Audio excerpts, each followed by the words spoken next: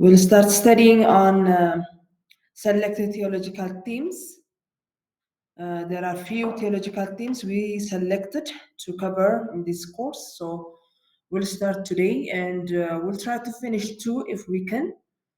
Otherwise, we'll continue the coming weeks. So the first topic is, let me see first. Can you see this? Is it visible? Right. Yes, it's visible. All right. So the first is the nature and attributes of God. So we will start with God. And while I was reading and preparing for this class, I was really grateful that we are able to learn, or maybe for some of us to remind ourselves who we are worshiping and who we are serving.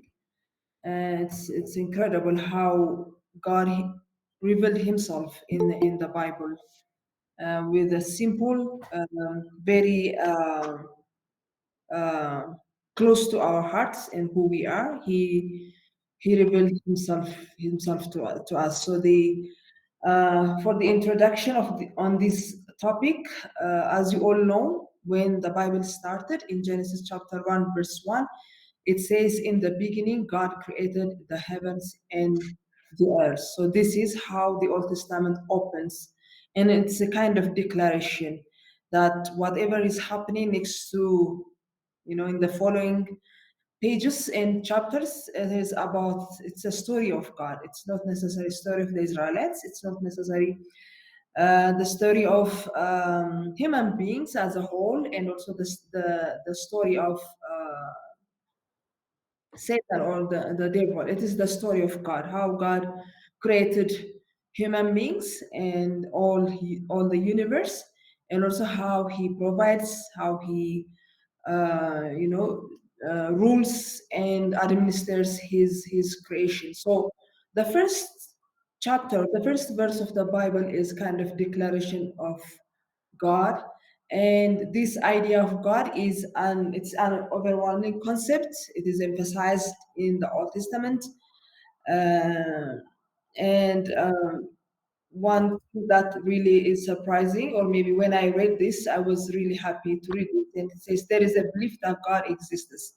So this verse is telling us that as the owner of this book, the Old Testament canon, the Hebrew people have no doubt that God exists.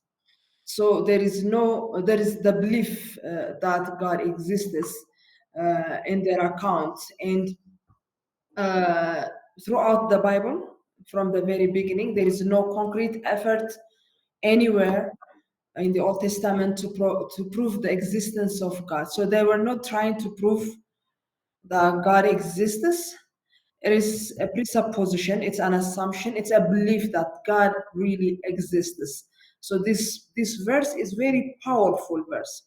And I'm very much glad that the Bible opens with this verse, with a declaration, with a belief that God exists. So the Old Testament is not testing whether or not God exists. It is actually a testimony of the Old Testament believing community, of their relationship with the one who created and sustains the universe.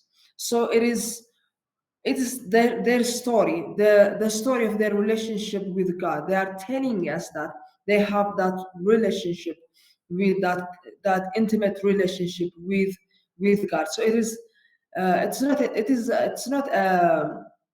not testing, trying to prove that God exists, but it is a testimony of the believing community. So maybe that's why some scholars are referring the Old Testament as a theological book, not as necessarily a historical book. The Old Testament canon presents various aspects of God's nature. We are not going to go in detail, but it is kind of an introduction for for you all, and also maybe it will open your appetite to go deep and to see how God is portrayed in the books of the Old Testament. So This canon, this Old Testament, presents various aspects of God's nature, portraying Him as the first one we'll see is the Old Testament portrayed God as the God of as a creator, as the creator of everything. And the second one is the one true God. Actually, this is their confession. This is what they are always confessing, that God, their God, is one true God. There is no God apart from him. And a personal deity. He is a personal deity. He is not an idol who does not hear or does not listen. He is a personal deity and the living God. This is among other descriptions of God that we'll find in the Old Testament. So these ones, this one, two, three, four description of God, or portraits of God, are the most important one, the primary one, so that we may understand who God is for them, and uh, how did they see God, and how did they have that relationship with Him. So we'll see these four description of God one by one. And the first one is the God who creates. No, this concept, God as a creator, this concept of God as a creator is central to biblical theology. It is central to biblical theology, Old Testament theology. Uh, Too. When we say biblical theology, we are also talking about the New Testament. But it is also the most important, prominent, central theology of the Bible, with the Israelites affirming that creation is entirely God's work. So this is very important, and it's what really distinguishes the Israelites from the other neighboring nations. When they see their God is actually it's his their God is not a creator; it's a creation. They talk about the birth of their gods.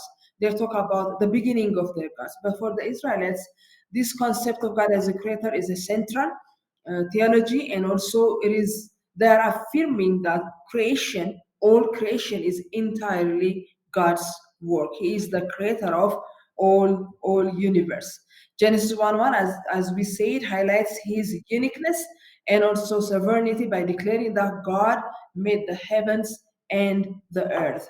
So there also we can see that he is a unique God, a God who creates the heavens and the earth. And also he is a sovereign God. And this is what they are declaring whenever they are, quoting this passage. God, when they talk about God as a creator, they're talking about his sovereignty, they're talking about his uniqueness. According to House, this theme runs throughout the Old Testament. This theme, God as a creator of all, as the creator of the heavens and the earth, it is the most important theme that runs through the whole Old Testament. For example, the prophets uses creation to demonstrate God's care for Israel and humanity. Creation, whenever they are quoting creation or whenever they are using this creation account, what they are communicating is that God really cares for Israel and for humanity, as well as his authority to judge all beings, because he is the creator, he can judge. When they go uh, their own ways, when they live the purpose they were created, he is the one who can judge and who can correct. For instance, Isaiah emphasizes that the creator never grows weary and continually comforts his people. So God created his people and he sustains his people. This is how they see it. This is how whenever they go outside and see the creation, all creations, what they are understanding and what they are saying is that God really cared for them to give them all this creation to them, and also his care for humanity. So we can read in Isaiah chapter 40, 12 to 31, and we can see here that the the the prophet was emphasizing the creator never grows weary and continually comforts his people. He does not never left his creation. When we come to the sons actually celebrated God as creator. There are a number of sons we can find in our Bible. For example, I just put this here too. Psalm 136 and Psalm 89. It's about it's about God as a creator of the universe, and in a sense, for Isaiah, they use this theory or this theology to comfort their people. They use this theology to show that God really cares and sustains the ones he created. But for the Psalms, they actually celebrate it. They sing about it. They worship God because of that, and they have confidence that God is there for them. And in the Psalms, not only celebrating, but whenever they are celebrating, they are underscoring his incomparability. So when they say that God is a creator, there is none like him. There is none who can compare with him. Humanity's dignity as his image bearers. The other uh, celebration of God's creation in the Psalms is the human being. The human being with his dignity as God's image bearer is one of the things they really celebrated. Israel's redemption.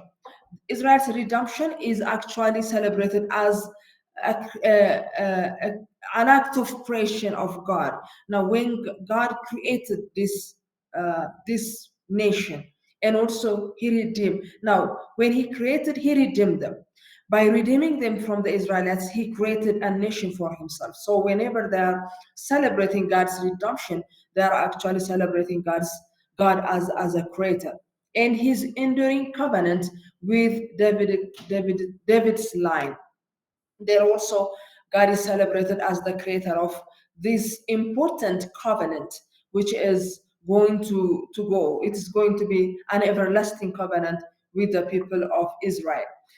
When we come to Job 28, and also Proverbs 8, both chapters presented creation as evidence of God's unmatched wisdom. So in these passages or in these chapters, the writers are saying that God created the heavens and the earth with his wisdom. He created everything with his wisdom. So this idea of God as a creator it's a source of confidence for them.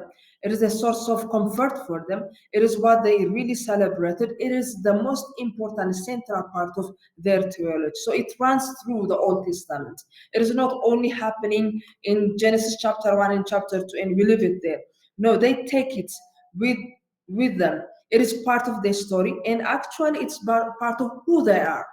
God created this nation. That means He owned this nation. He is the one who will show them their ways. He's the one who's going to be protect them, and He is the one actually who's going to judge them.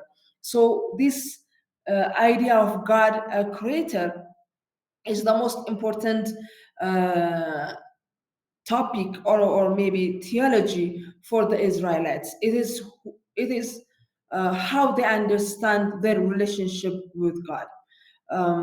So no matter any enemy can come, any strong enemy can come, but for them, God, the Creator, who created them as a nation, will also be protect them, will also be a source of comfort for them, will also be a source of celebration. So they celebrate it, they sing about it, they put their confidence in it, and also they see that God is the most powerful and a God who has unmatched with, wisdom when it comes to the creation. So for them, God is a creator. And um, the second portrait of God is the oneness of God. The oneness of God. Now, when you understand this, um, this is actually what distinguishes, I mean, a visible distinguishing factor of the Israelites from the neighboring nations. Deuteronomy chapter 6, verse 4 declares, "Hear, O Israel, the Lord our God is one Lord." So this is their confession.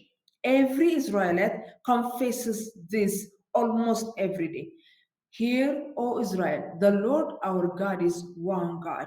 It is what they repeatedly reciting whenever actually when they are celebrating any feast, uh, any holidays there. But also whenever they are going to the temple, whenever they are going to the tabernacle, and also in their homes, this is what they actually always confesses. Hear, O Israel, the Lord our God is one Lord. It's a confession central to Jewish worship and thought. So this is what they confesses. This is what they say. They recite every day. It is part of their worship, telling one another and also telling to themselves. And also, this is what they are thinking. The Lord our God is one Lord. One Lord.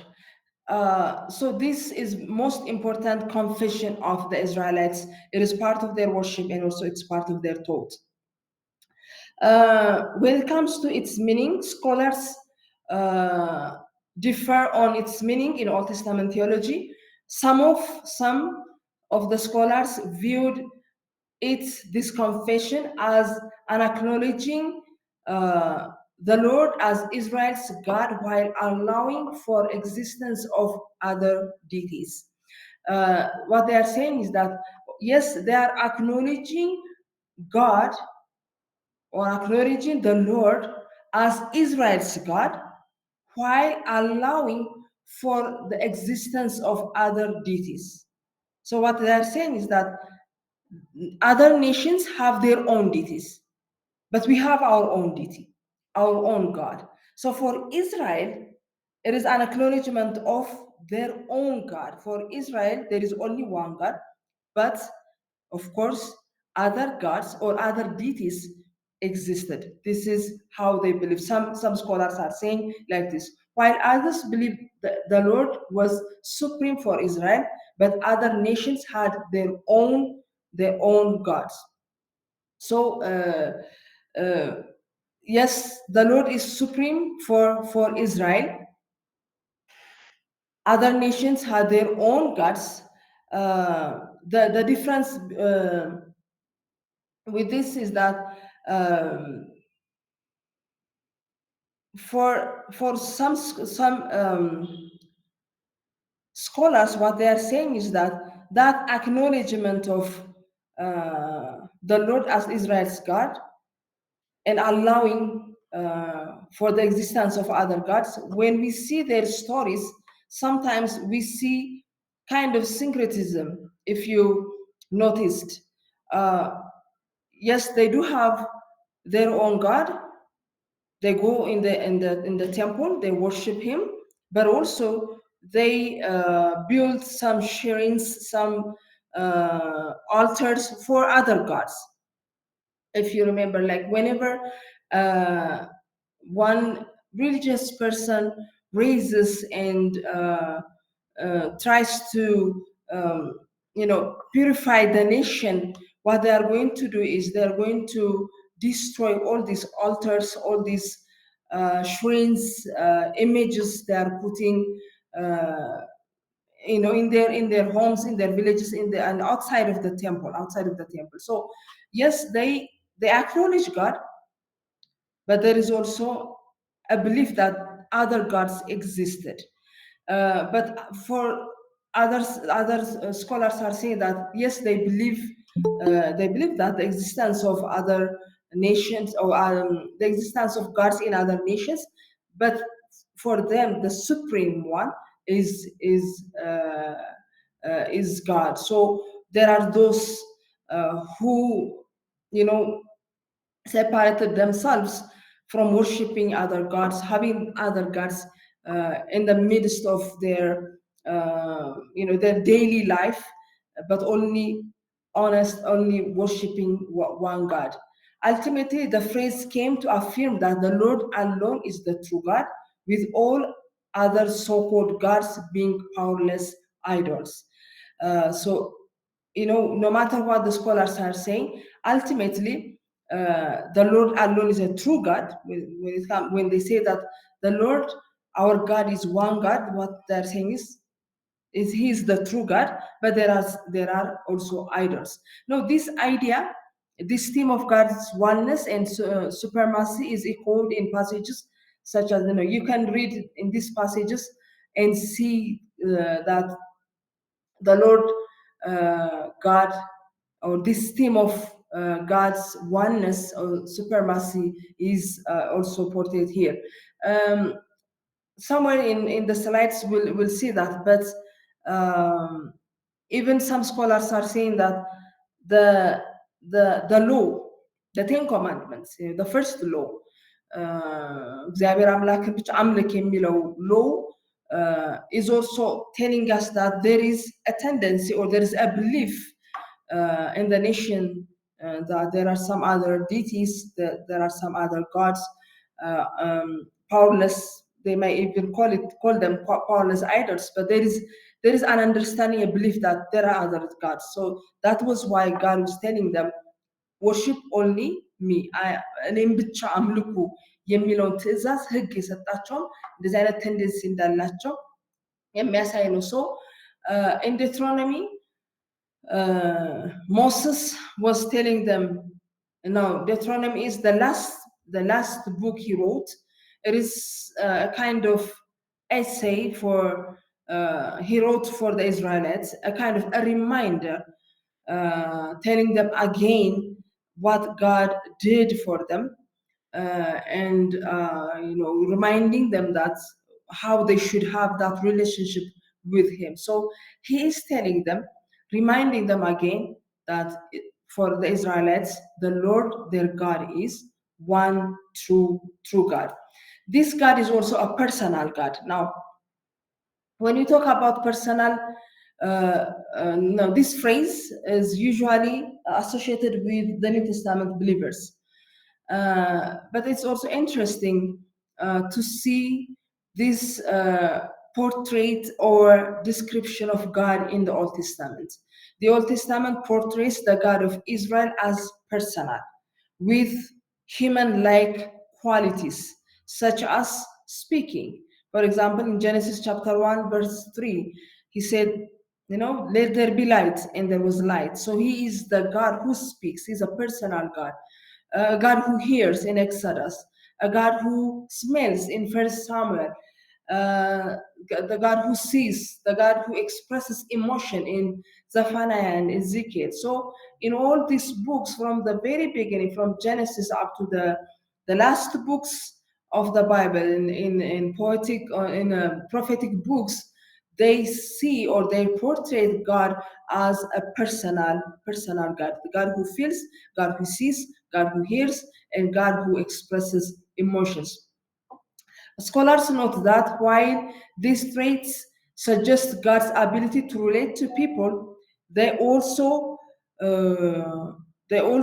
are only surface level indicators.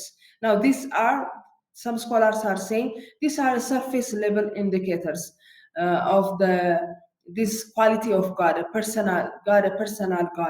But it has also deeper meaning. The deeper meaning of God's personality is revealed through His self-determination, ethical freedom, and emotional character, which demonstrates that He is personal in the fullest sense. This self-determination means God can conceive purpose and bring them to fulfillment in history and beyond, showing thought, reflection, memory, and will. Now we can find this in Genesis chapter 1, verse 3. This passage, this verse illustrates that God declares, let there be light, a statement that reflects a deliberate purpose realized through His word. So God who determines, God who creates, God who speaks, and also God who wills, a God who brings into reality what He is speaking. So he's not only speaking in a sense of communication and having that communication, a way of relating to his people. He's speaking, and in his speech, in his word, he creates something that is very huge and that is very vast. When we see the creation, the universe, from Genesis chapter 1, verse 3, we can see that God created this huge, gigantic universe with this one single phrase: let there be. God created the heaven and the earth, and it says, let there be light. And then there was light. Now, that light, እግዚአብሔር ለየው ይላል አይደለ? ፀሐይ ጨረቃ አድርጎ ለየው ይላል እና ያ እንደዚህ ቫስት የሆነ ትልቅ የሆነ creationን, the whole universe, the whole galaxy የፈጠረው እግዚአብሔር, that he has a self determination, he has a purpose in creating that, and also bringing them into reality. ዝም ብሎ የተነገረ ቃል አይደለም፣ ክሪኤት የሚያደርግ ቃል፣ የሌለን ነገር ወደ ማኖር የሚያመጣ ቃል ነው። So when they say God is a personal God, it goes beyond to having or that ability to relate to people. It has a deeper meaning. It is revealing to them as God, a self-determined God, a God who has his own ethical freedom. This ethical freedom, actually, we can equate it with sovereignty. He has, in his sovereignty, he gives lives, and also he kills, he destroys. He's a sovereign God. And also it talks about his emotional character. And so when we talk about this personal God, we're talking about his relationship with humanity, and also his self-determination, a God who who shows that he has a thought, a God who shows that he has a will, he has a memory, he has a reflection, and we can see that in the Bible. The last one is the living God. The living God. The Old Testament portrays God as the living one. In Jeremiah chapter 10, verse 10, it says, the Lord is the true God. He is the living God and the everlasting King. So this phrase or this verse emphasizes his active role in history, his mighty acts of deliverance, and his power revealed among people. If you remember the Elijah, ከኤልዛቤል ፕሮፌትስ ጋር በነበረው በዛ ፉክክር ውስጥ ይል የነበረው ነገር ነበር አይደለ? about their idols, about their gods. ተኝቶ ይሆናል ቀስቅሱት እያለ ይናገር ነበርና there is an understanding in the Israelites that the idols are not, they are false idols. They are not a living God. They don't hear, they don't talk, they don't act. But for the Israelites, God is a God who acts. God is a God who creates. God is a God who has an active role in their history. He walks with them. He is always, now even the tabernacle, when he gave them an instruction to build the tabernacle, he said, build the tabernacle so that I may dwell among you. So he is there. His presence is with them. They have seen him leading them in the wilderness. They have seen him giving them his law. They have seen him in a burning bush like Moses. They have seen him when his glory comes down and in the temple, and so in the tabernacle, when the priests were not able to even to stand. They have seen him, they have heard his voice. So for them, this living God is a God who has active role in their history. His mighty acts of deliverance. Now, this deliverance, especially delivering them from Egypt, is it's a portrait, or it communicates to them that God is a living God. Actually, whenever they want to talk about God's power to deliver, God's power to judge other nations, they always goes back and quote uh, this incident, this deliverance from the uh, Egyptian slavery. So this is what they keeps on quoting in their books. The prophets keeps on quoting. The psalmists, whenever they sing about God, uh, deliverance to his people, they always goes back and quote this. ትልቁ የእግዚአብሔር ኃይል በብሉይ ኪዳን የተገለጠው እስራኤልን ከግብፅ ነፃ ሲያወጣ ነው እግዚአብሔር። So the God they are worshiping is a living God. He is always there, active in their life and in their story. And his power is revealed among people. In some incidents, they even begged for God not to speak to them directly. They begged, God to speak to them through Moses and through Joshua, through their heroes, their religious leaders. So God for them is active. He is an active God. God's living nature is shown in his defeat of Israel's enemies, as Joshua declared that the presence of the living God ensures victory over the Canaanites. In Joshua chapter 3, verse 10, we see this. So he's a living God. He's showing that to them by defeating their enemies. One of the scholars, Beb, says in his book, Old Testament Theology book, he explains that living signifies more than an abstract idea. It reveals God as the sustaining power who works through human life and creation, continually delivering, redeeming, saving, helping, and blessing. So it is more than an abstract idea.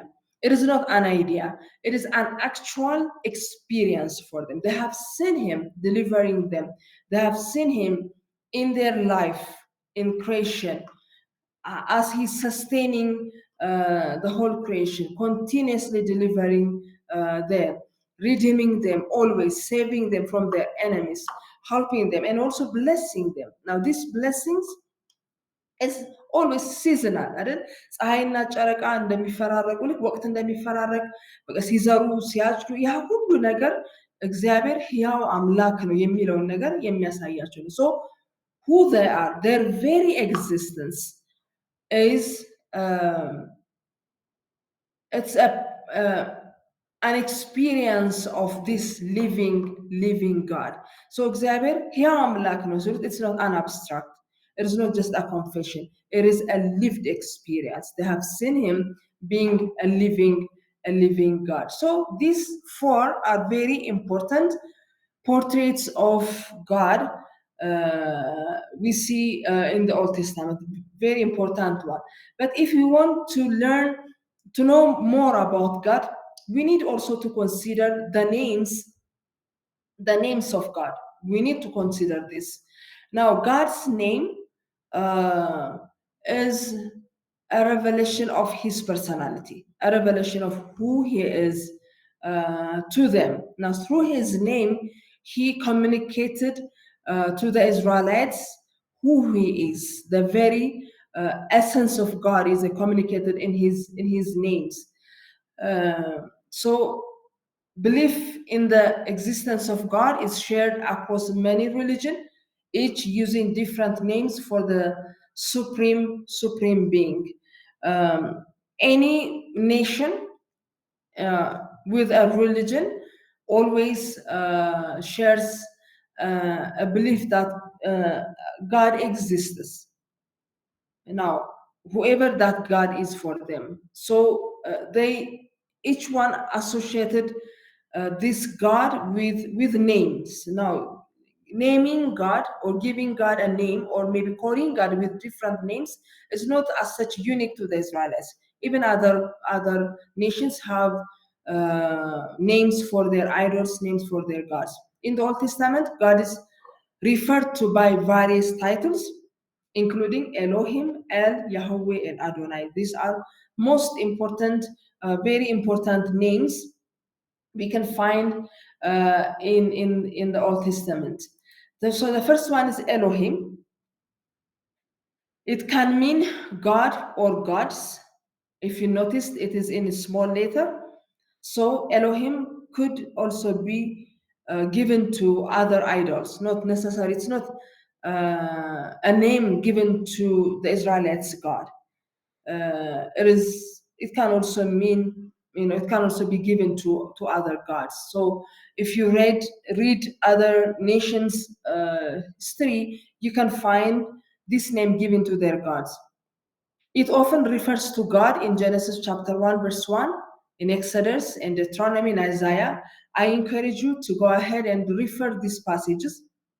And these passages, the original Bible in Hebrew language uses Elohim to refer to God. So this name is common to the Israelites and also the other nations. Sometimes it refers to the gods of other nations.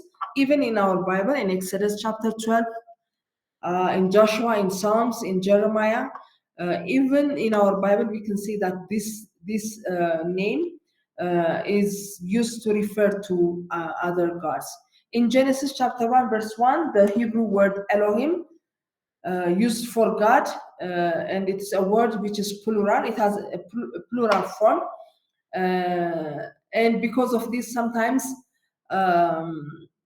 some systematic theologians are talking about, because it's plural and because it's in plural form, they are saying that we can also see the Trinity there. Systematic theologians are saying that from the very beginning, Trinity uh, is taught, is there openly, just using this name given to God. It's a plural form. And as I said, this is also sometimes used for foreign deities and translated God. Though plural in form, the thing is, yes, it is plural, and yet it is sometimes used for foreign gods. It is most often applied to Israel's God with singular verbs. So when we see the Hebrew Bible in Genesis chapter 1, verse 1, even though it uses a plural form of this name, Elohim, what we find next to it, the verb, is singular. አሁን ለምሳሌ አያም ስል in English አያም ስል ስለ ራሴ ስለ አንድ ሰው ስለማወራ አያም ብዬ ከዛ ቀጥሎ የማመጣው ሲንጉላር ቨርብ ነው አይደለ? እናንተ ብል ቀጥዬ የማመጣው ዩ። አሁን እንዳለ ክላሱ እናንተ በሙሉ ስለ እናንተ ስለሁላችሁም ባወራ ዩ ኢዝ አይደለም፣ ዩ አር ነው የምለው አይደለ? ምንድነው ዩ የሚለው ፕሉራል መሆኑን የሚያሳየኝ ተከትሎት የሚመጣው ፕሉራል የሆነው ቨርብ ነው። ልክ እንደዛው ኤሎሂም ብሎ ኢዝ የሚለ ሲንጉላር ቨርብ ነው የሚጠቀመው። ኤሎሂም ፕሉራል ፎርም ቢሆንም አይደል? እግዚአብሔር ለእኛ እግዚአብሔር ነው። እግዚአብሔር ሰማይና ምድር ፈጠረ፣ ወይም እግዚአብሔር በመጀመሪያ እግዚአብሔር ሰማይና ምድር ፈጠረ። በሂብሩ ባይብል ላይ በመጀመሪያ እግዚአብሔር የሚለው ፕሉራል ፎርም ሰጥቶት ማለት ሞር ዳን ዋን አይነት ኮኖቴሽን ኖሮት ፈጠረ ነው ግን የሚለው ፈጠሩ አይልም። ኢቭን ዶ ፕሉራል የሆነውን ፎርም ቢጠቀምም ማለት ነው። so this is this use of the use of this name as it's a reflection of it, or it's reflecting majesty rather than literal plurality. ከአንድ በላይ አምላክ አለ እያለ እየነገረን ሳይሆን የሚነግረን ነገር ማጀስቲውን ነው። ሶ they use this term, the plural term, not in a sense of plurality but in a sense of majesty. ታላቅ አምላክ ክቡር አምላክ መሆኑን ለማሳየት ያንን ሪፍሌክት ለማድረግ ነው ይህንን የተጠቀሙት። while its origin may lie in a polytheistic context, yes, there is, you know,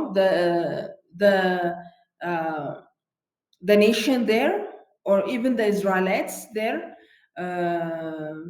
Now we see, for example, እግዚአብሔር አብርሃምን ሲጠራው ለምሳሌ he was not a monotheistic person አይደለ? አንድ አምላክ ብቻ እያመለከ አልነበረም የተጠራው። እንዲሁም ይነግረናል አይደለ? ጆሹዋ ላይ ሲመጣ አይደል ከሚያመልከው ከነበረው ነው ከቤተሰቡ ከአገሩ ሲለየው እግዚአብሔር ያመልከው ከነበረው ነው ይለየው ነበር። so there is a polytheistic context there. So its origin may lie in a polytheistic context. It came to denote the one God of Israel, though not necessarily denying the existence of other deities.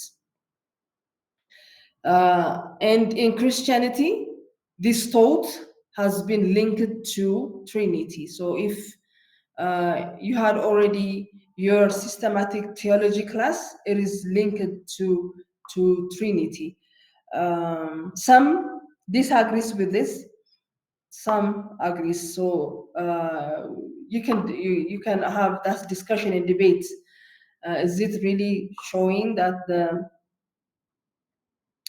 even our English የኛም አማርኛ መጽሐፍ ቅዱሳችን ሰውን በመልካችን ለምሳሌያችን እንፍጠር ይላል አይደለ? So that is also taken as or maybe linked to Trinity. So one name they use is Elohim when they are referring to God. Another in relation to that is El. It's a generic term for God in the Old Testament. At times, it refers specifically to Israel's God, particularly in the book like Job and Psalms. In these two books, they use this name to refer to Israel's God. It is frequently combined with other titles in the patriarchal narrative, such as El Shaddai, for example, God Almighty in Genesis chapter 17. El Elyon, God Most High in Genesis chapter 14. So it is used in combined with other titles as well. This word or maybe this title is also used to describe powerless idols, contrasted with the true God in Isaiah 14. ፓወርለስ አይደልስ ከእግዚአብሔር ጋር ኮንትራስት ሲያደርጉት ይህንን ተርም ወይም ይህንን ወርድ ይጠቀማሉ። Additionally, El served as the proper name of a chief Canaanite deity, appearing in compound expressions similar to those found in Israel's tradition. So ይህም ተርም ለእግዚአብሔር ብቻ የተሰጠ ተርም አይደለም ወይም ወርድ አይደለም፣ ሌሎችንም ዲቲስ ሲጠቀሙበት እናያለን። When the Israelites entered Canaan, they found lots of gods. For example, El, supreme god of the Canaanite pantheon. ይህንን ልክ ወደ ከናን ሲገቡ የገጠሟቸው ናቸው እነኚህ። Asherah, wife of El, the queen of heaven. Baal used to refer to various gods in different areas. The word means Lord, Master, Owner, Keeper, but they never used these terms, this Baal, Asherah, to God. Even though El and Elohim, they also used it to refer to God. They don't use this Baal. Kamosh never used to God. It is a god of the Moabites. And this is also in we can also find this in 1 Kings chapter 11, where Solomon allowed a sanctuary to Kamosh to be built, where they sacrifice child. It's known as child ሳክሪፋይስ የሚያደርግ ሪሊጅን ነው። ዳጎን ሪሜምበር ዳጎን ጀጅስ ላይ እናገኘዋለን። ፈርስት ሳሙኤል ላይ እናገኘዋለን። የቦት ሴሪያን ኤንድ ባቢሎኒያን ፈርቲሊቲ ጋድ ነው። earlier በአሞራይትስ እና Palestinians they worshipped this god. Marduk, patron deity of Babylon, linked to water, vegetation, and magic, and Moloch, the ancient Ammonites god, worshipped by Canaanites, and it is also they also sacrificed child. So all these idols were there when they are entering to Canaan, when they were entering to Canaan. So what this is showing us is that Israel, they were actually Hinduism. Have you heard this word, Hinduism? Can you tell me the difference between Hinduism and monotheism before I go to detail? ሰምታችሁ ታውቃላችሁ ይሄንን ቃል? እኔ አልሰማሁም። ሞኖቴይዝም አልሰማሁም። እሺ ሞኖቴይዝም ግን አለ። monotheism እናውቃለን of course. Usually when we refer the Old Testament believers or the Israelites, they are monotheistic nation ናቸው አይደል? እንደዛ ብለን ነው we identify them like that, monotheistic nation ናቸው ብለን እናስባለን። ግን there is an idea also that they might be in the ancient, the first chapters, or maybe before even the law was given to them, they were Hinduism. It is likely that Israel was a Hinduistic culture prior to the giving of the law through Moses at Mount Sinai. So ከሙሴ በፊት በሲና ህጉ ከመሰጠቱ በፊት እንደዚህ ሊሆኑ ይችላሉ የሚል ቶት አለ። ምን ማለት ነው? ሂንቶይዝም ማለት the belief and worship of a single god while accepting the existence or possible existence of other deities that may also be worshipped. So they acknowledge or believe and also worship a single god. ለራሳቸው ብለው መርጠው የያዙት አንድ አምላክ አለ። ግን they never deny that there are other gods, ግን የሉም ብለው አያምኑም። ሌሎች አማልክት አሉ፣ existence of other deities that may also be worshipped, ሊመለኩ የሚችሉ ሌሎችም አማልክት አሉ ብሎ የሚያምኑ ሳይሆኑ አይቀርም፣ ከህግ በፊት እንደዛ ሳይሆኑ አይቀርም የሚል belief አለ። Now this is also seen. Let's just see some examples in Genesis chapter 31. If you remember, when Jacob flees from Laban, and you know Laban, his father-in-law, when he left Laban and went back to his father's house, his wife Rachel steals her father's household gods, teraphim, ትዝላችኋል አይደል? ሰርቃ ስትሄድ so that shows that there is God, the God, their father's God, the God who calls them because they pray to him, and she's following Jacob, and so she's actually following also, or maybe giving herself to be a worshiper of that God. but ይዛ ደግሞ ከአባቷ ቤት ደግሞ ይዛ የወጣችው ሃውስሆልድ የሆነ ጋድ አለ። ይሄ አንድ ኤቪደንስ ሊሆን የሚችል ነው። in 1 Samuel 26:18 David appeals to Saul saying that driving away from where God resides he might be forced to worship other gods. በዚህ ቦታ ላይ ትዝ ይላችኋል ዳዊት ምክንያቱም for them is God is also a territorial God.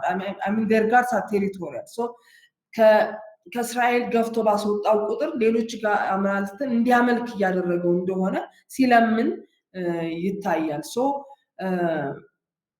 አሁን እኛ አንድ አምላክ ነው እግዚአብሔርን ነው የምናመልከው ስንል ሌላ አማልክት የለም የሚል አንደርስታንዲንግ ነው ያለ። ፎር ዜም ግን የለም የሚል ኤግዚስተንስ የለም የሚል አንደርስታንዲንግ የለች። ሌሎች አማልክቶችም አሉ። ሶ ኢትስ አፕ ቱ ኢንዲቪጁዋልስ ቾይስ። መርጠው ሊያመልኩ ይችላሉ፣ መርጠው ሊከተሉ ይችላሉ። አንድ አምላክ አለ ብለው አንድ አምላክ ለራሳቸው ይዘው ማለት ነው። ጀጅስ 11:21 Jephthah talks of other gods as well. So before the law was given, actually in these two examples in First Samuel and Judges, it's after the law was given actually. But there is an understanding that there is God, one God, one true God. Also there's a possibility of አታምልኩ ሲላቸው የማምለክ ቴንደንሲ ስላላቸው ሄደውም ደግሞ ሲያመልኩ እናያለን። So Hinduism could be reflected in the 10 commandments as well. No other gods before me, or I must be your primary God. አይደለ ኮማንድመንት ሲሰጣቸው ምዕራፍ የመጀመሪያው ኮማንድመንት ሌላ አማልክት አይኑርልህ፣ ከኔ ውጪ ሌላ አማልክት አይኑርልህ፣ ፕራይመሪ አምላክህ እኔ ልሁን የሚል ሴንስ እናያለን። do not make or worship idols አይደል? ሌሎችን ጣዖታት አትስራ፣ በእጅ የተቀረጹ በኔም ስም አትስራ ብሎ ሲያዛቸው እናያለን። no secondary gods or teraphim allowed from now on either. so ያ ቴንደንሲ እንዳላቸው የአይነት አምልኮ እንዳላቸው የሚያሳይ ነው። but one important note is when we generally Old Testament ስናየው ይሄንን ነገር ማስተዋል አለብን። there is no way suggests God is less or only one of many gods, but instead points to God as a greater. ሌሎች አማልክትም አሉ ቢሉ እንደዚህ አይነት ቴንደንሲ ቢኖራቸውም የትኛውም ቦታ ላይ ግን እግዚአብሔር አንሶ አይታይም። ሁልጊዜ ለእስራኤላውያን እግዚአብሔር is the greatest one፣ ታላቁ አምላክ። ግን ሌሎች አማልክት አሉ፣ ግን እግዚአብሔር ግን the greatest one ነው የሚል አንደርስታንዲንግ እንዳላቸው ማየት አለብን።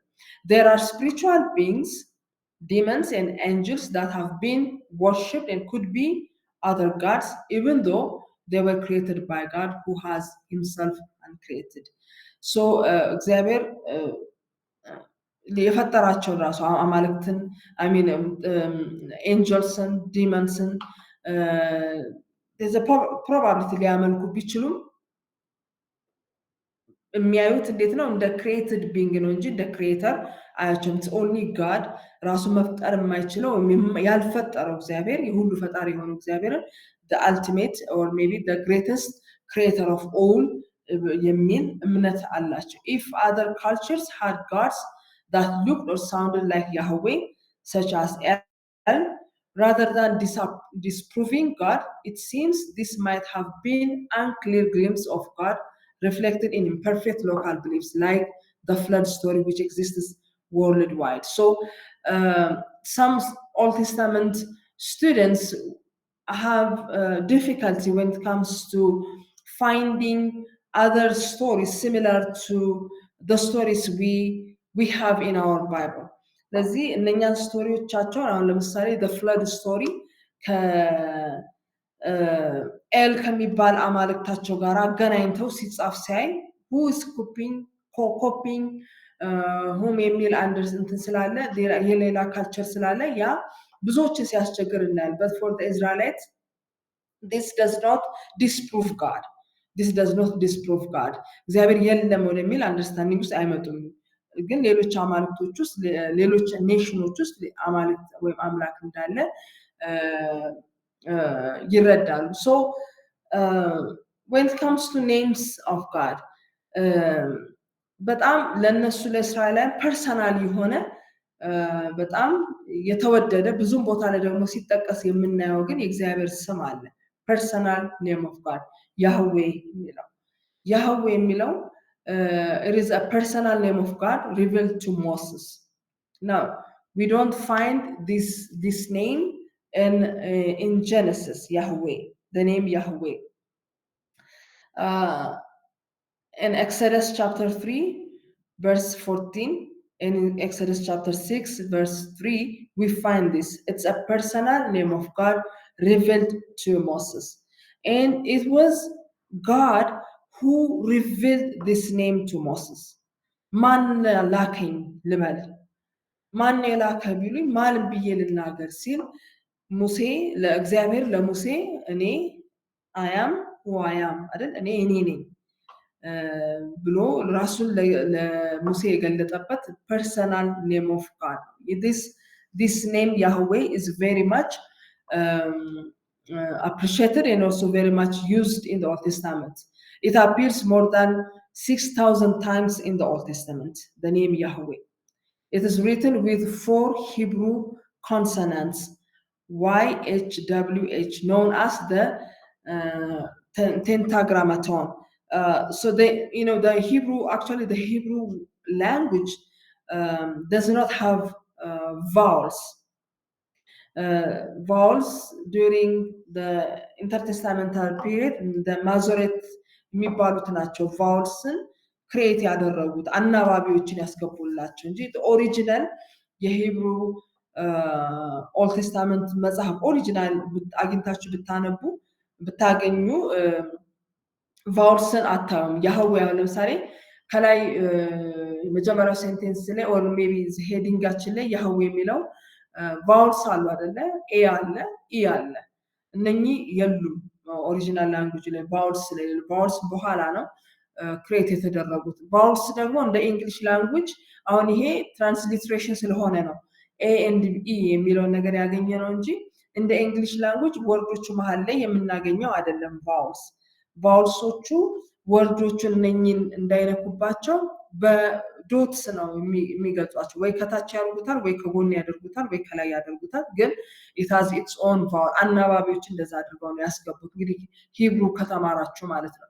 So originally this name was written with 4 Hebrew consonants only because it was considered too sacred to pronounce. Public reading substituted Adonai, my Lord. So whenever they come across to this name publicly, በተለይ ህጉን ሲያነቡ ልክ እዚህ ስም ጋር ሲመጡ በጣም ሳክሬድ ኔም ስለሆነ ፕሮናውንስ ማድረግ የለብንም ብለው ስለሚያስቡ አዶናይ በሚለው ሰብስቲቱት እያደረጉ ነው የሚያነቡት። ሶ ወደ እንግሊዘኛም ሲተረጎም ብዙ ጊዜ ማይ ሎርድ ወደሚለው ተተርጉሞ እናየዋለን።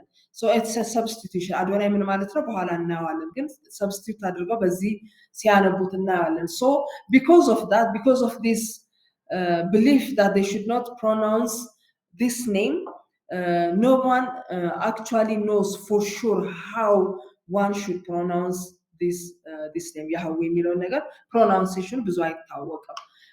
ይሄኛው እንደዚህ ኤና ኢ ተጨምሮ እኛም አሁን ያህዌ እያልን ብንጠራው ኤግዛክት ፕሮናንሴሽን ግን አይታወቅም። ምክንያቱም they never pronounce it ይጽፉታል፣ ሲያነቡት ግን ኦራሊ ሲያነቡት ፕሮናንስ ሳያደርጉ ሰብስቲቱት እያደረጉ አዶናይ በሚለው ስለሚጠቀሙ ማለት ነው። So Adonai is the most common divine name in the Old Testament. In Exodus 6:2, God explained that he had appeared to the patriarchs as El Shaddai rather than as Yahweh, introducing a new identity to Moses. So ለጥንት ለነበሩት ለአባቶቻችሁ በዚህ ስም አልተገለጥኩም ሁሉ ብሎ ይናገራል። አልተገለጥኩላችሁ በዚህ ስም ኤልሻዳይ ሆኖ ነው የተገለጠላቸው። ለምሳሌ ለአብርሃም አይደል ኤልሻዳይ በጀነሲስ 17 ላይ በፊት የተመላለሰ እኔ ኤልሻዳይ ብሎ ተገልጧል። ለአጋር ኤልሮይ ሆኖ ተገልጧል። ለእያንዳንዱ የሚገለጥበት ወይ አለው። እዚህ ጋር ግን ኤክሶደስ ላይ ሲመጣ እግዚአብሔር ምን አለ? I have never appeared to the patriarchs as Yahweh. It is what God gave to Moses. This is how God introduces himself to Moses.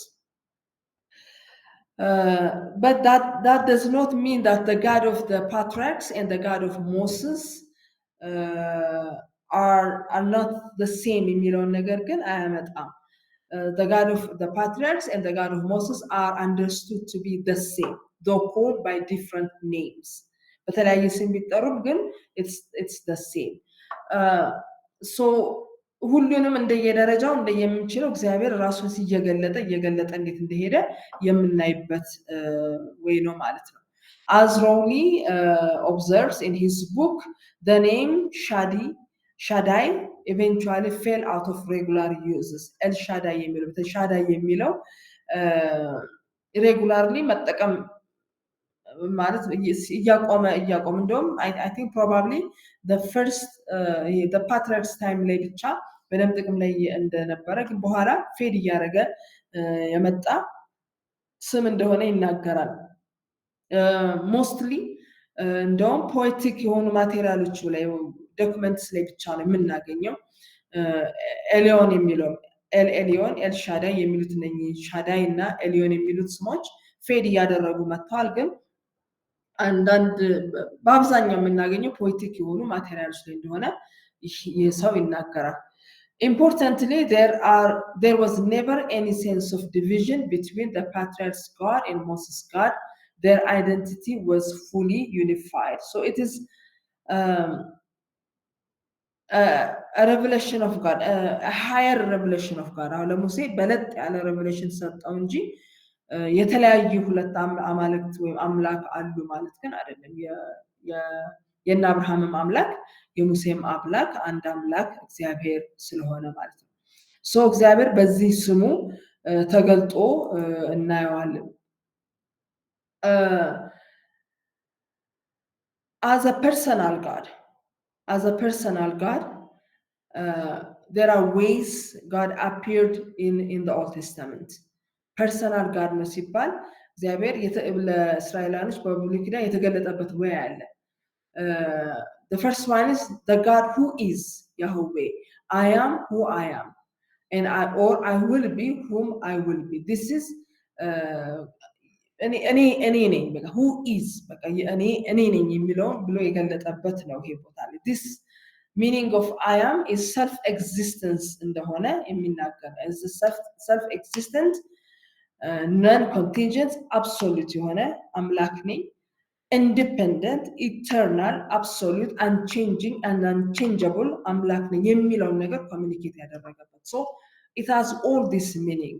እኔ ነኝ ሲል እማልለወጥ ነኝ፣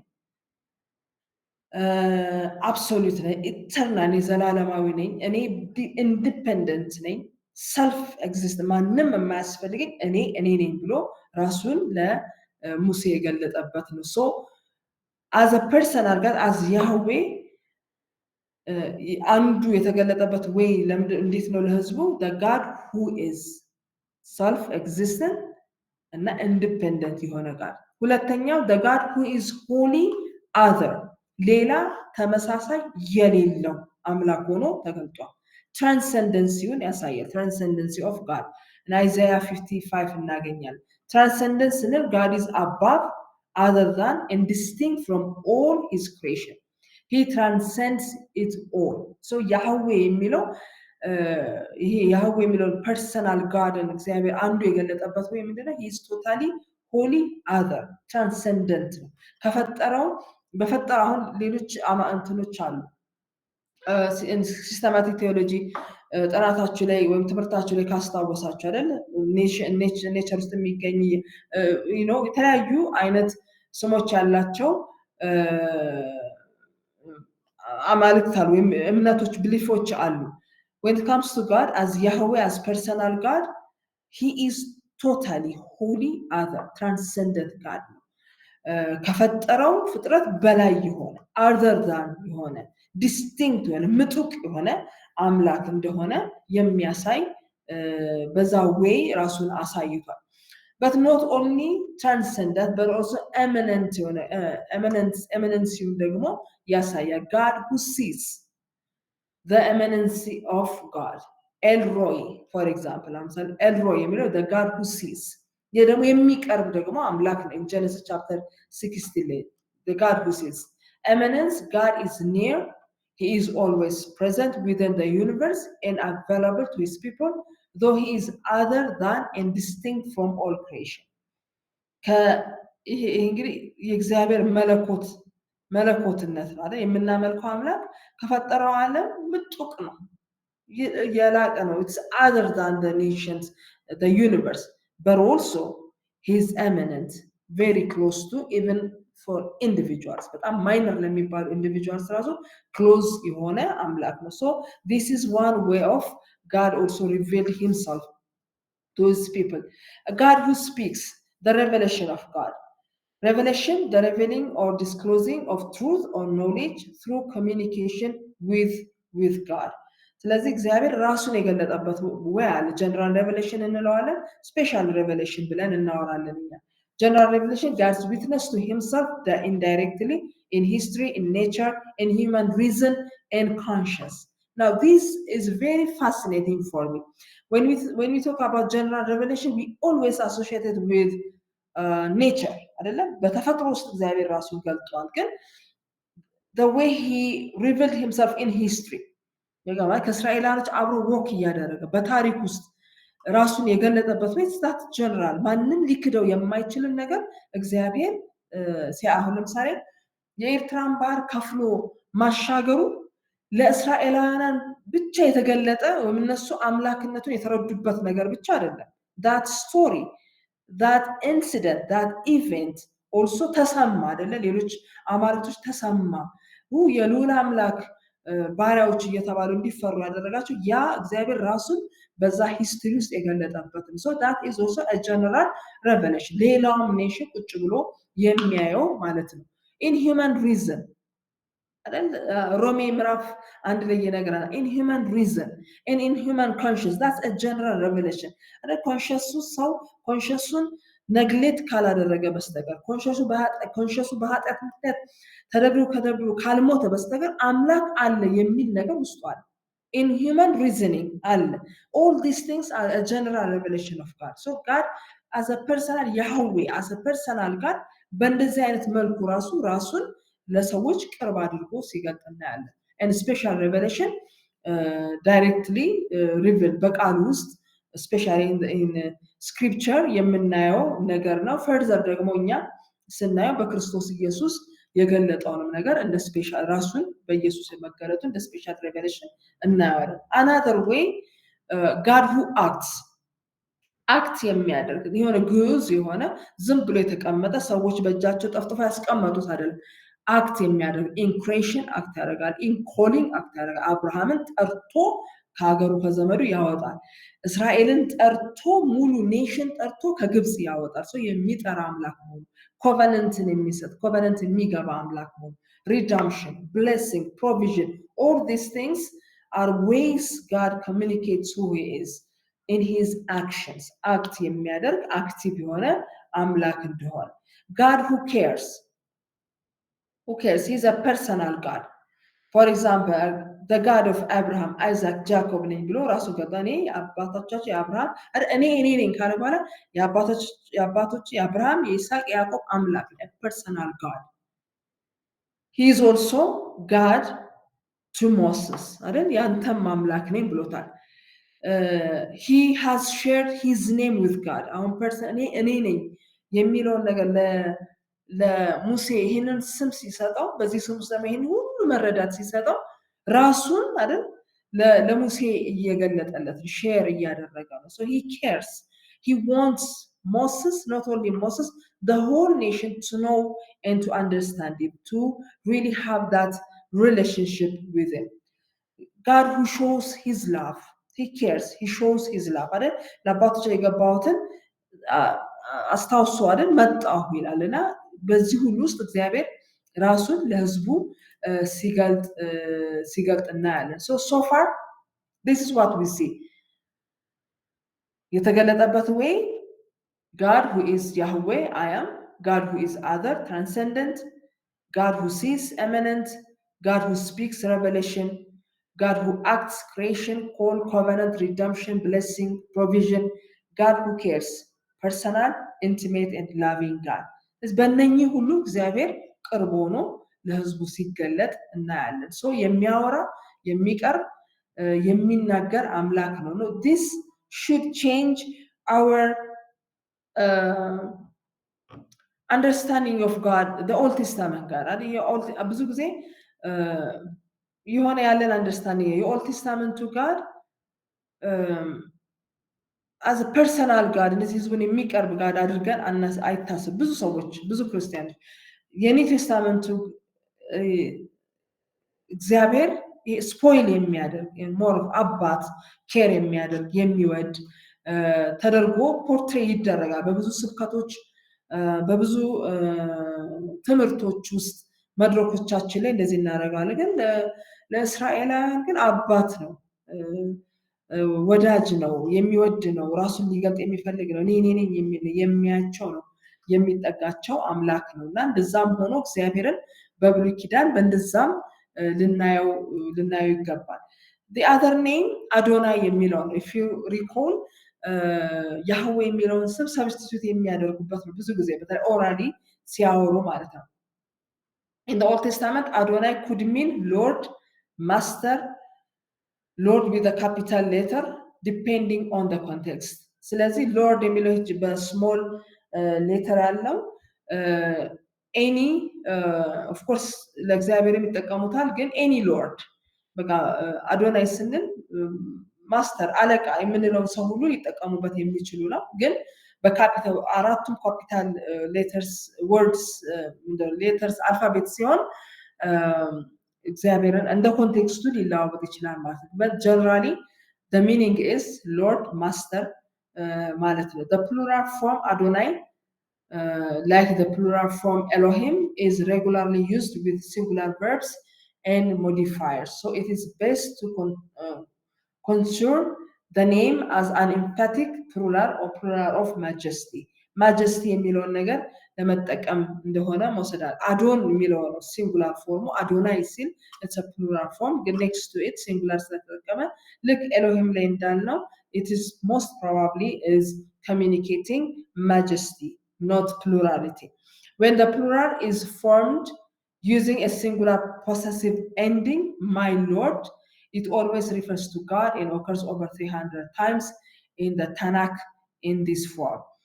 ታናካ የሚል በሂብሩ መጽሐፍ ላይ it's a commentary of the Old Testament እዛ ላይ ከ300 በላይ singular possessive ending ማይ ከሚለው ጋር በመጠቀም ማይ ሎርድ ተብሎ ጥቅም ላይ ውሏል። እግዚአብሔርን ሪፈር ለማድረግ The Old Testament presents the Israelites' God Yahweh as the only Lord and not Baal, the Canaanite god of rain and fertility. So Baal የሚለው ሎርድ የሚለው ማስተር የሚለውንም ትርጉም የያዘ ስለሆነ Old Testament የእስራኤላውያን God Yahweh is the only Lord, the only Adonai እንደሆነ ብሉይ ኪዳን በደንብ ይነግረናል። The Canaanites use the term Baal or Lord for their gods, and in the post-settlement period, Israelites worshipped the Canaanites Sherin according to Canaanites' rites, and used this term when they would have affirmed that they were worshipping the God of Israel. So you can imagine how confusing it is. አይደለ? ለእግዚአብሔር የሚጠቀሙበት እንደገና ደግሞ የከናን አማልክትን ሄደው በመሰዋዮች ላይ ሳያመልኩ ይህንንም ቃል ይጠቀሙት ነበር። There was always an undercurrent of feeling that Israel's God was not bad, and in times of national tensions, this found open expression. So ለዚህ ነው በጣም አግሬሲቭሊ ሄደው ያፈራርሱ የነበረው። ምክንያቱም ሰው በጣም ኮንፊውዝ ያደርግ ስለነበረ ማለት ነው። ለበዓል የሚጠቀሙታል፣ ለእግዚአብሔር የሚጠቀሙታል። ስለዚህ የመጀመሪያው ተሐድሶ ሲያመጡ እንትኖቻቸውን ማምለኪያ ስፍራዎቻቸውን አጽዶቻቸውን የማፈራረስን ስራ የሚሰሩበት አግሬሲቭሊ የሚሰሩበት ነገር በዚህ ምክንያት ነው ማለት ነው። So these are the names I just want to focus on. But before I proceed, do you have any question?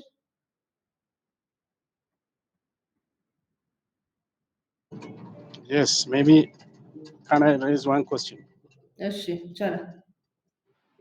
እሺ ዶክ እኔ በጣም ደስተኛ ነኝ። እግዚአብሔር ዘመንሽን ይባርክ። እንደዚህ አይነት መረዳት ውስጥ አልነበረም። በተለይ ያው እኔ ብቻ ሳይሆን ዛሬ የተማርኩት በጣም እጅግ ደስ ብሎኛል እና ይሄ አሁን መጨረሻ አካባቢ ላይ የሚያነሳሽው በተለይ ከእግዚአብሔር አብ ጋር ያለን ምን ስናመልክ አሁን ብዙ ጊዜ በእግዚአብሔር አብ ልጁን ኢየሱስ ክርስቶስ ባደረገልን ነገር ላይ ብዙ ጊዜ ፎከሳችን ወደዛ ነው እና አሁን ስለ እግዚአብሔር አብ ስለ አባት ስታወሪ ከነበረው እኔ ብዙ ነገር ለግሌ እንትን የወሰድኩት አለ ለሰም እና በጣም ደስተኛ ነኝ።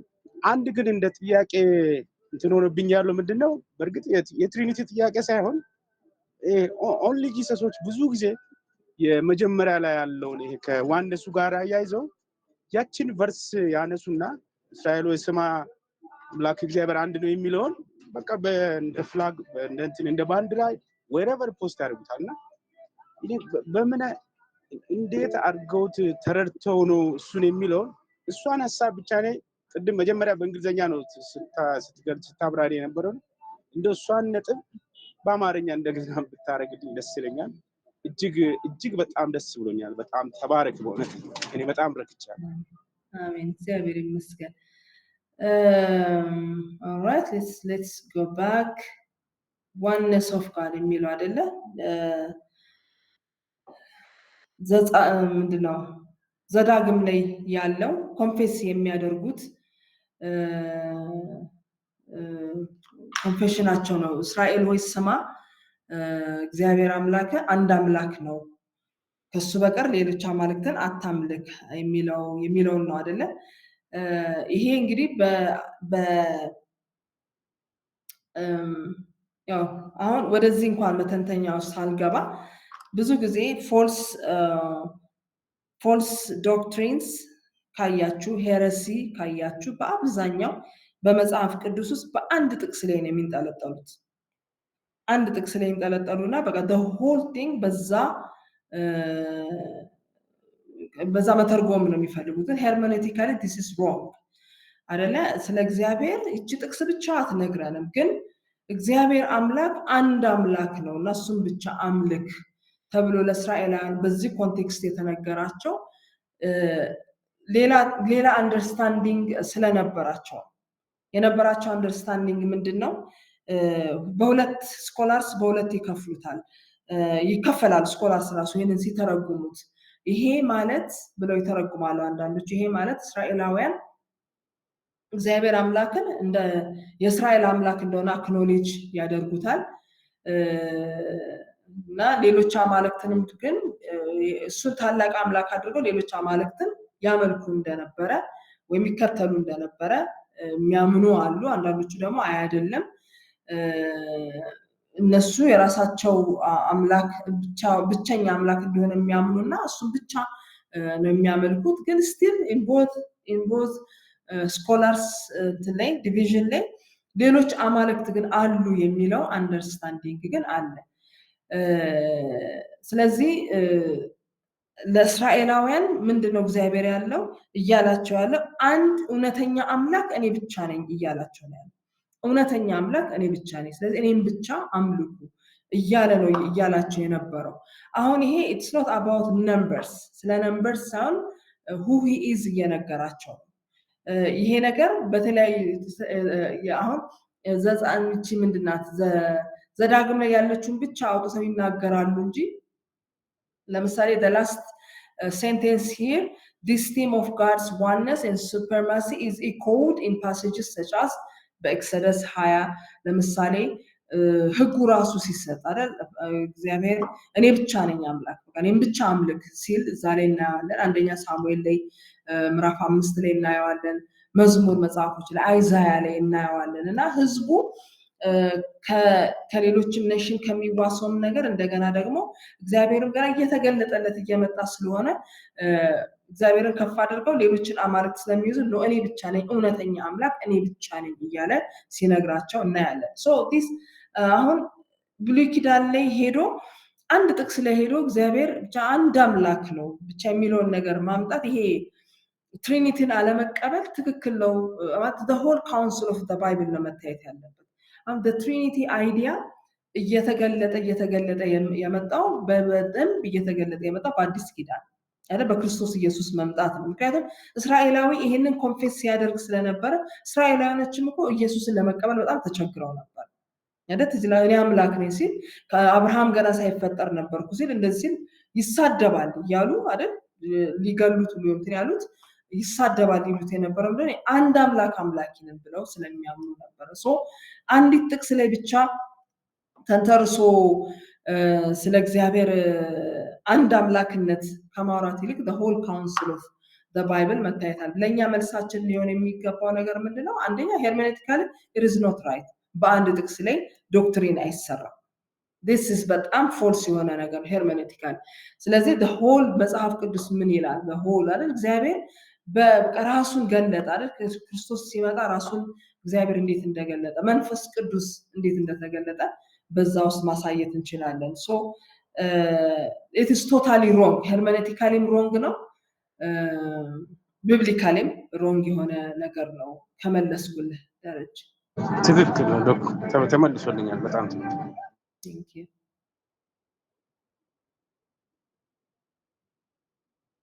ለቀጥል ሌላ ጥያቄ ያለው ሰው አለ አዎ እኔ ጨርሻለሁ በኔ በኩል እሺ attributes of God ላይ ንግባ attributes of God when we talk about attributes of God how the Old Testament portrays God his characterun እንዴት ነው portray ያደረገው የእግዚአብሔርን ኳሊቲስ እንዴት ነው ያሳየን የሚለውን ነገር የምናይበት ነው so the attributes of God describe how the Old Testament portrays his character and it is through these qualities that the unique aspect of Israel's faith are revealed በዚህ እግዚአብሔርን በእግዚአብሔር በዚህ ካራክተር ነው እስራኤላውያን እምነታቸውን ይገልጡ የነበረው እና ለነሱ እምነት በተለይ እምነታቸው ከሌላው ጋር ኮሚኒኬት የሚያደርጉበት way እምነታቸው የተገለጠበት way ነው these attributes of God among these traits emphasis are given to these four only God's love justice holiness and faithfulness now God's love in the Old Testament actually when you know when you talk about some terms እግዚአብሔር በተለይ የሚገልጡ አንዳንድ ቃላቶችን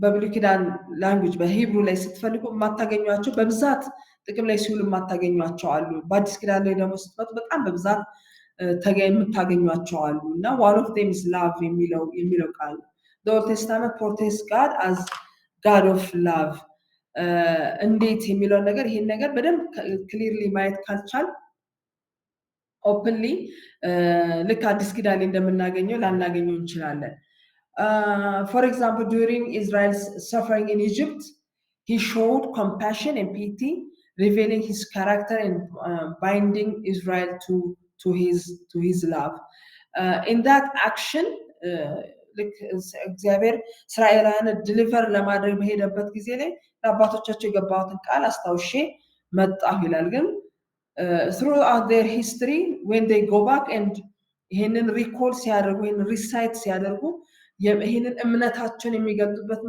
መንገድ ምንድነው እግዚአብሔር ፍቅሩን አሳየን እንደሚወደን አሳየን he cares for us ለኛ መጣልን ብለው በዛ ሴንስ ነው በዛ ነው እምነታቸውን ይገልጡ የነበረው in actually እግዚአብሔር ህዝቡን እንደሚወድ በሚሄ ቃል በጣም ተጠቅጥቀም ላይ ሆኖ የምናገኘው book of Hosea ላይ የሆሴ መጽሐፍ ላይ vividly illustrates God's enduring love for his people and it is despite their unfaithfulness ታማኝ ባይሆኑም እግዚአብሔር ግን እንዴት በማይለወጥ ፍቅሩ እንደወደዳቸው unconditional በሆነ ፍቅሩ እንደወደዳቸው በብሉይ ኪዳን እናያለን so not because they were perfect not because they were blameless but because he is a loving God ወደድኳችሁ በቃ ልክ በእንደዚህ አይነት ሴንስ ነው በተለይ ከምዕራፍ 1 እስከ ምዕራፍ 3 ህዝቡን እንዴት ይወድ እንደሚወድ እግዚአብሔር ህዝቡን እንዴት እንደሚከታተል እግዚአብሔር ግን ህዝቡ እንዴት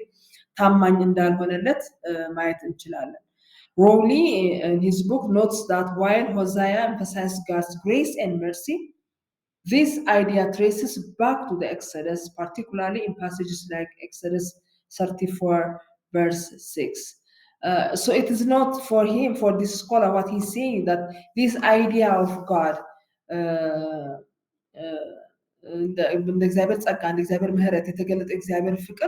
this idea is not new.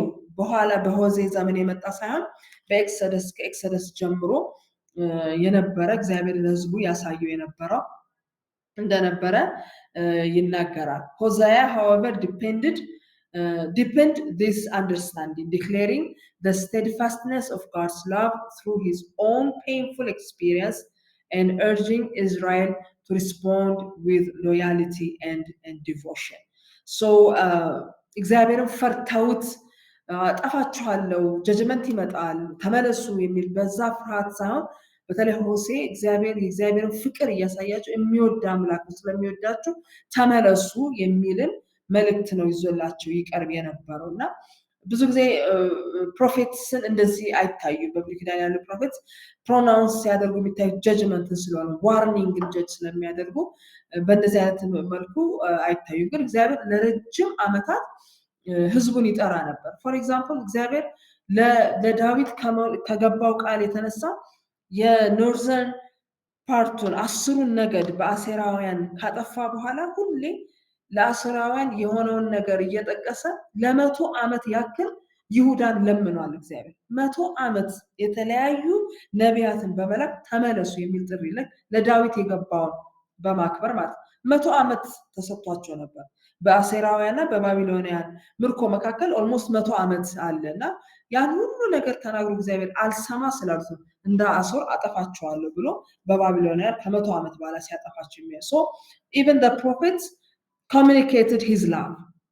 እግዚአብሔር የፍቅር አምላክ መሆኑ አሳይቷል እና ይሄንን ብሉይ ኪዳን ላይ ማየት በጣም it's very much interesting እግዚአብሔር የፍቅር አምላክ መሆኑ poetic books ላይ especially psalms ላይ አንዳንድ psalms ላይ ስለ steadfast ስለሆነው ፍቅሩ ስለ ምህረቱ ይናገራል።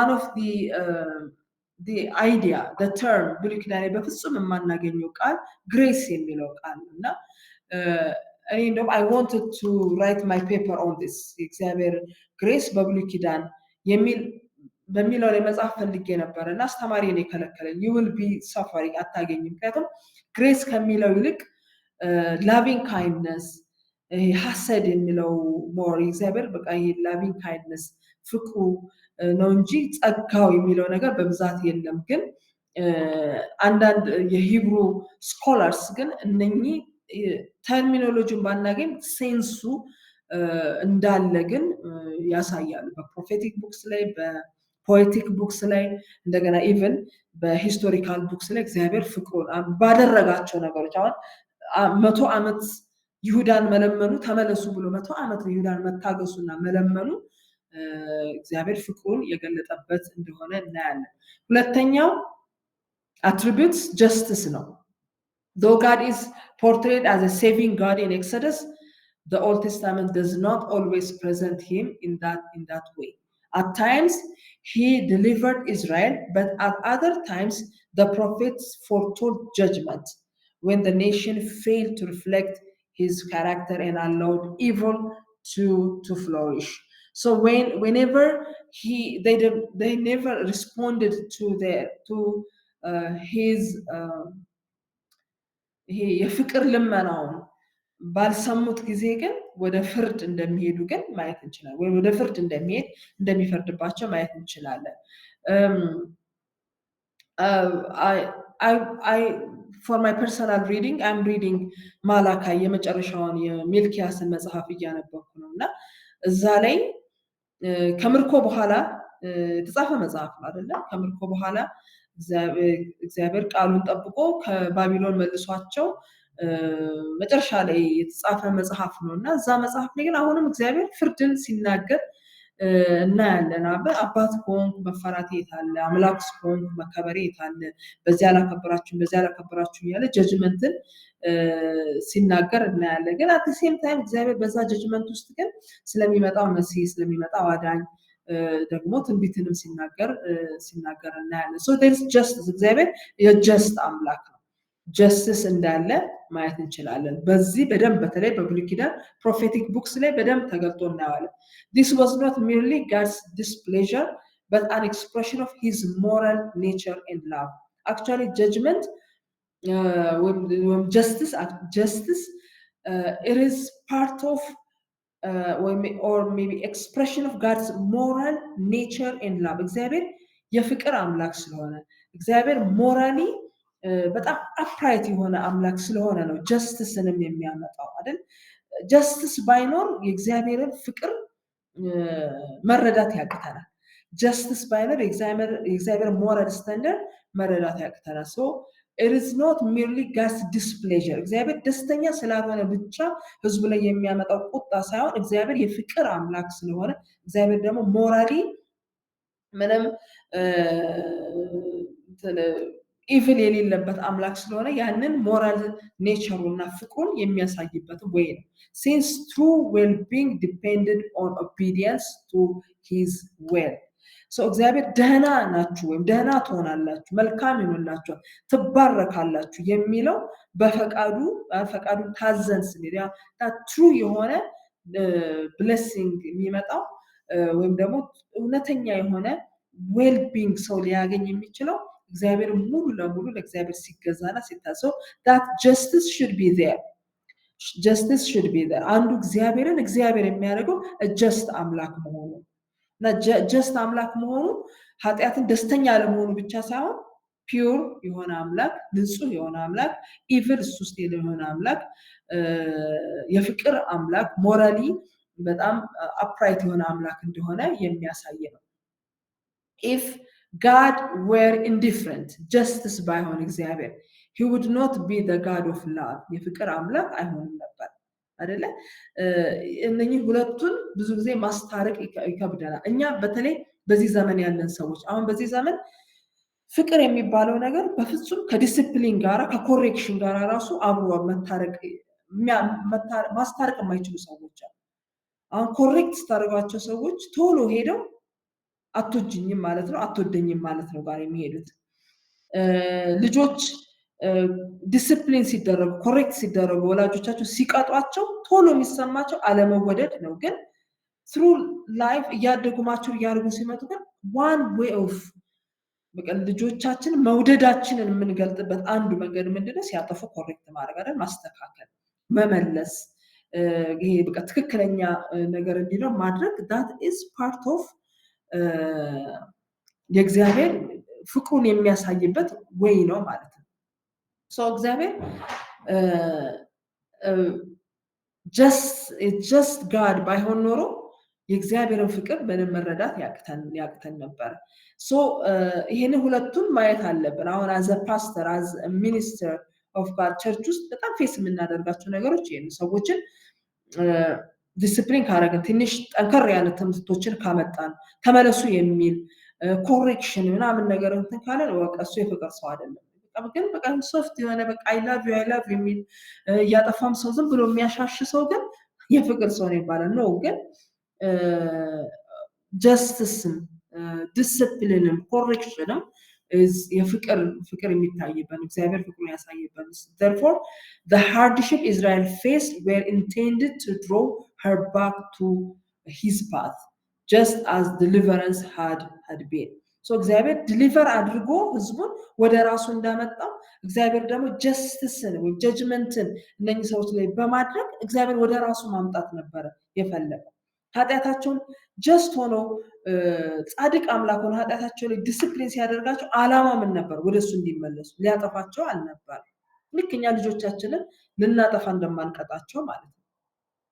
ስለዚህ እግዚአብሔር ነፃ በማውጣት ብቻ ሳይሆን ወይ መልካም በማድረግ ብቻ በረከትን በመባረክ ብቻ ሳይሆን ወደ ራሱ የሚጠራው እግዚአብሔር ዲስፕሊን በማድረግም ለስራዎቻችን የሚገባውን ቅጣት በመስጠት ወደ ራሱ እግዚአብሔር ይመልሰናል። this በጣም ኢንትረስቲንግ ነው። በጣም እግዚአብሔርን በእንደዚህ አይነት መልኩ ሰዎች ሊረዱት ይገባል። አንዳንድ ጊዜ የአዲስ ኪዳኑ አምላክ እግዚአብሔር የፍቅር አምላክ ነው ሲባል ላይፋችን ምንም አይነት ሃርድሺፕ ፌስ ማድረግ አንፈልግም። በቃ እሱ በዚህ ምድር ላይ ፕሮሚስ የተገባልን ነገር አይደለም። በዚህ ምድር ካላችሁ መከራ አለባችሁ ይላል። በቃ ማለት ስናጠፋ አሁንም ዲስፕሊን የሚያደርግ አባት ነው ያለን። ጀስት የሆነ አምላክ ነው ያለ፣ ሁሉንም እንደየስራው የሚከፍል አምላክ ነው ያለ። ሰው ይሄንን የእግዚአብሔርን ስብዕናና ማንነት በባላንስ ይዘን ማስተማርም በባላንስ ይዘን እግዚአብሔርንም በግላችን ማምለክም መከተልም ይገባናል። Israel's election was a privilege. እግዚአብሔር እስራኤልን ኢሌክት ሲያደርጋት it was a privilege. It is a privilege, but it is also carried weighty responsibility, and neglecting it brought consequences rather than favoritism. እግዚአብሔር እስራኤልን ጠርቷታል። ፕሪቪሌጅ ነው፣ ትልቅ ፕሪቪሌጅ ነው። ግን ስፖይልድ ኪድ እንድትሆን አይደለም የጠራት። ከዛ ጋር አብሮ ኃላፊነት አለ። ህጉን ሲሰጥ፣ ስርዓቱን ሲሰጥ፣ መንገዱን ሲያሳይ አብሮ የሚሰጠው ኃላፊነት አለ፣ ሪስፖንሲቢሊቲ አለ። ያንን ሪስፖንሲቢሊቲ ነግሌክት ባደረጉ ቁጥር ግን በቃ ተመርጧል፣ ተወዷል ብሎ እግዚአብሔር ያንን ኦቨርሉክ ሲያደርግላቸው አናይም። ጀጅ ሲያደርጋቸው፣ ሲያጠፋቸው፣ ሲያፈርሳቸው፣ ሲያሳዝናቸው፣ በሀዘን ውስጥ በእንትን ሲሄዱ እናያለን። ሶ ዲስ ጀስቲስ ኢዝ ቬሪ ኢምፖርታንት። አሁን እኔ ሃው አይ ዊሽ እንደዚህ አይነት ትምህርቶችን መድረኮቻችን ላይ ብናበዛ። ምክንያቱም በጣም ብዙ ኃጢአትን እንደ ውሃ እየጨለጡ ያሉ ሰዎች አሉ። የእግዚአብሔር ፍቅር ብቻ በመነገሩ በቃ እግዚአብሔር ፍቅር ነው፣ እግዚአብሔር ፍቅር ነው፣ እግዚአብሔር ፍቅር ነው። የስ እግዚአብሔር ፍቅር ነው። እግዚአብሔር ደግሞ ጀስትም ነው። እግዚአብሔር ደግሞ ንጹህም ነው። እግዚአብሔር ደግሞ ዲስፕሊንም ያደርጋል። የእግዚአብሔርን ትዕግስት፣ የእግዚአብሔርን ዲስፕሊን ማድረግ፣ የእግዚአብሔርን በመንገዱ መሄድን ነገር በጣም አጉልተን ማሳየት መቻል አለ። እንደነገርኳችሁ ማላካይ ላይ ካህናቶችን ይገስጻል እግዚአብሔር። በቃ እንደዚህ በመንገድ ያልሄዳችሁ በቃ ማለት ስለመውደዳቸው አይደለም፣ ስለ ኦነር ስለማድረጋቸው ነው የሚለው። አልወደዳችሁኝም አይደለም የሚለው እግዚአብሔር። ኦነር አላደረጋችሁ፣ በመስዋዕቶቻችሁ ኦነር አላደረጋችሁኝም፣ በትምህርቶቻችሁ ካህናቶች እንደውም ካህናቶችን ምን ይላቸዋል? እርግማናችሁ ባርኮታችሁን ራሱ ወደ እርግማን እለውጠዋለሁ ሁሉ ይላቸው። ማለት መባረክ የካህን አንድ ስራ ነው። ግን እግዚአብሔር ጋትማች ኦነር ይፈልጋል። በቃ መፈራት አለበት፣ መከበር አለበት። የት አለ የእግዚአብሔር መከበር? የት አለ የእግዚአብሔር መፈራት? እንፈራዋለን። እግዚአብሔር የሚገባው ትረምብል ማድረግ፣ መሸሽ፣ ከእግዚአብሔር ፊት መራቅን ሳይሆን ዲዘርቭ የሚያደርገው ኦነር ያስፈልገዋል እግዚአብሔር። ቢኮዝ ሂዝ አ ጀስት ጋድ። ይሄ በጣም ልናስተምረው የሚገባ ትምህርት ነው። ከዛ ጋር አብሮ ሆሊነስ ኢዝ ኖት it should not be ይሄ የብሉይ ኪዳን ትምህርት ብቻ መሆን የለበትም። ሆሊነስ በጣም እስራኤላውያን ከእግዚአብሔር ጋር ሲሄዱ አንዱ በቃ እግዚአብሔር እኔ ቅዱስ አምላክ ነኝ ነው፣ ቅዱሳን ሁሉ በቃ this is ምንም negotiation የሌለበት ራሱን የገለጠበት ወይ ነው። ሆሊነስ was at first thought of an numinous quality attaching to God ማለት በቃ እግዚአብሔር በቃ ይሄ ቅዱስ ነው አይደል፣ የተለየ ነው የሚል ያንን ኳሊቲ የያዘ ነው። and persons and things that were separated from common use ማለት ሰውም ሊሆን ይችላል፣ እቃም ሊሆን ይችላል፣ ለሆነ ጥቅም የተለየ ማለት ነው። የተለየ በቃ ልይት ያለ የሚለው ያንን ኳሊቲ የሚያሳይ ነው። But in the faith of Israel, a moral content was given to the term. መለየት ብቻ ሳይሆን ለሆነ ዓላማ ለሆነ ጥቅም መለየት ብቻ ሳይሆን ሞራል የሆነ ኮንቴንት አለው። This is associated especially with the teaching of Isaiah, who is fond of calling God the Holy One of Israel. Israel ንጹህ ቅዱስ አምላክ. And Rowley highlighted that in the call of Moses, the numinous quality of God's holiness ታይቷል። ለምሳሌ እግዚአብሔር በኃይሉ በክብሩ ሲገለጥ ቅዱስ አምላክ እንደሆነ ተገልጧል።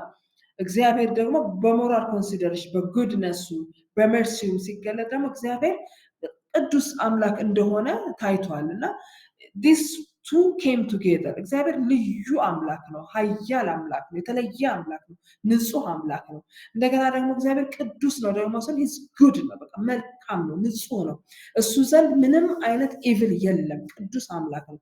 ሶ አዘ ፓወርፉል የተለየ ኃያል አምላክነቱን ብቻ ሳይሆን ሞራሊ ደግሞ ንጹህ አምላክ መሆኑን ጉድነስ አለ እሱ ውስጥ እግዚአብሔር መልካም አምላክ ዳት ኳሊቲ መታየት አለበት። ሶ ቅድስና ለእግዚአብሔር የሚለው የሆነ ከሆነ ነገር ለእግዚአብሔር ብቻ ልይት ማለት ብቻ ሳይሆን የእግዚአብሔርን ጉድነስ በቃ ሂዝ ጉድ ኢቪል እሱ ውስጥ የለም የሚል አንደርስታንዲንግ ያን ሞራል ኳሊቲ ከገባ ለእግዚአብሔር መቀደስ በጣም ማለት በጣም መልካም ለሆነልን አምላክ በቃ ንጹህ የሆነ ምላሽን መስጠት ነው። ተቀደሱ ሲባል ከኃጢአት መለየትን እናስባለን። ልክ ነው፣ ከኃጢአት መለየት አለብን። ግን ተቀደሱ ሲባል ለመልካምነቱ ደግሞ ምላሽን መስጠት ነው። አሁን እግዚአብሔር እኔ ቅዱስ ነኝና ቅዱሳን ሁኑ የሚለውን ቃል ሁሉ ጊዜ ስናስብ እግዚአብሔር ኃጢአትን ባረግ ንጹህ አምላክ ስለሆነ ይቀጣኛል በሚል ፍርሃት አይደለም የሚቀደሰው። እግዚአብሔር ንጹህ አምላክ፣ ቅዱስ አምላክ፣ መልካም አምላክ ነው። ሂዝ ፉል ኦፍ መርሲ። እነኚህ ኳሊቲስ ናቸው ወደሱ ለሱ እንዲቀደስ የሚያደርጉ ማለት ነው። ስለዚህ ቱ ዌይ ያለው ማለት ነው። ቅድስናውን ስናወራ በብሉይ ኪዳን ቱ ዌይ ያለው የስ ኃጢአትን የማይወድ ኃጢአትን የሚቀጣ እግዚአብሔር በጣም ኃያል የሆነ ከሰው ሁሉ የተለየ ኢን ተርምስ ኦፍ ፓወር ኢን ተርምስ ኦፍ ዩኒክነስ ከሰው ሁሉ የተለየ ነው። ምንም በቃ ንጹህ አምላክ ነው። ኃጢአትን አይወድም አይፈልግም። ግን ደግሞ ቅዱስ የሚለው ነገር ብለሳይ ሂዝ ጉድ እሱ ጋር መልካምነት ብቻ ነው ያለው። ለዚህ ለመልካምነቱን ሁለቱን we need to take these two together እና ለዚህ ለሁለቱን ምላሽ መስጠት አለብን።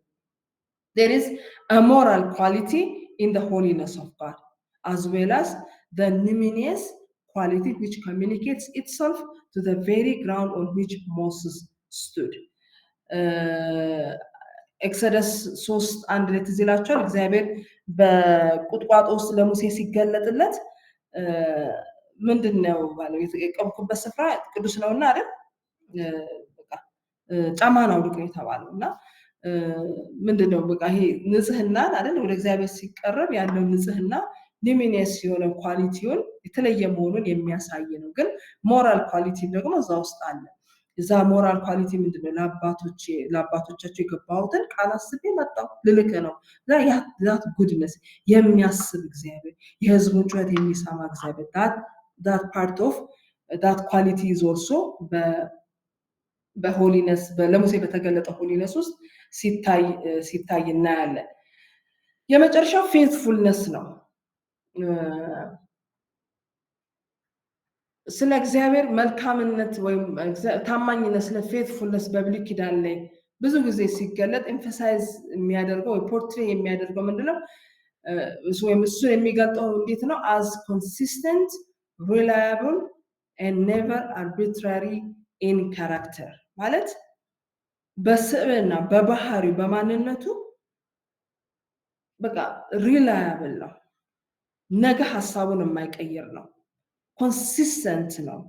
ትላንት ከወደደ ዛሬም ይወዳል። ትላንት የጠላውን እግዚአብሔር ዛሬም ይጠራል። ትላንት ኖ ያለውን ያልፈቀደውን ነገር እግዚአብሔር ዛሬም አይፈቅድም። ሶ ኮንሲስተንት ነው። ፌይትፉል ነው ስንል እግዚአብሔር he is consistent, consistent in his will, consistent in his trustworthiness, consistent in his love, everything እግዚአብሔር ያው ነው ማለት ነው። ኮንሲስተንት ነው፣ ሪላያብል ነው። ኔቨር በቃ በባህሪ ውስጥ ሐሳቡን ይቀይር ይሆን ብለን እንድንፈራ የምናደርገው ነገር ምንም የለም። እግዚአብሔር he is faithful፣ ታማኝ አምላክ ነው። በቃ አንዴ ከወደደ ወዷል እግዚአብሔር።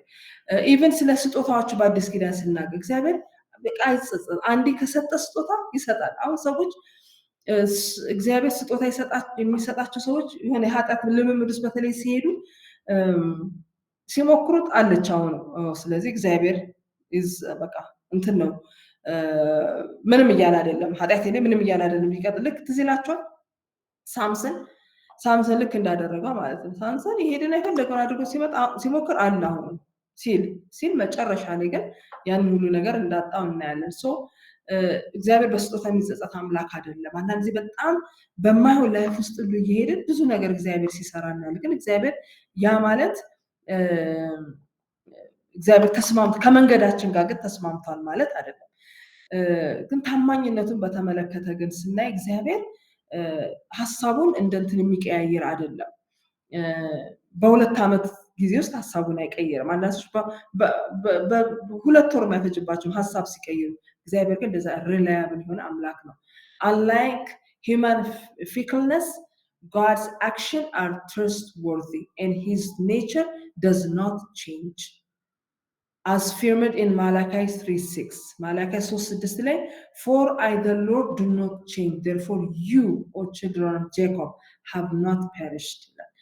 ከላይ ብትመለከቱት ምዕራፍ 1 ላይ ምዕራፍ 2 ላይ ስለሚያቀርቡለት መስዋዕት ካህናቶቹ ስሙን ስላላከበሩ እግዚአብሔር ስላልተፈራ በጣም ብዙ ነገር ይናገራል። ግን ስቲል አሁንም ምዕራፍ 3 ቁጥር 6 ላይ ይመጣና እኔ አምላካችሁ እግዚአብሔር የምለዋወጥ አምላክ አይደለም፣ አልለወጥም። ስለዚህ እስራኤል ሆይ ይሁዳ ሆይ የጠፋ አይደለም፣ ያዕቆብ ሆይ የጠፋ አይደለም ብሎ ሲናገር እናያለን። ድንገት ሀሳቡን ቀይሮ ሌላ ቦታ ሄዶ የምናገኘው አምላክ አይደለም። While some passages describe God as repenting in a sense ተጸጸተ ሲባል አንዳንድ ጊዜ ታያላችሁ። እግዚአብሔርን በማድረጉ ተጸጸተ፣ ሰውን በመፍጠሩ ለምሳሌ እግዚአብሔር ተጸጸተ ይለናል ጀነሲስ ላይ አይደለ?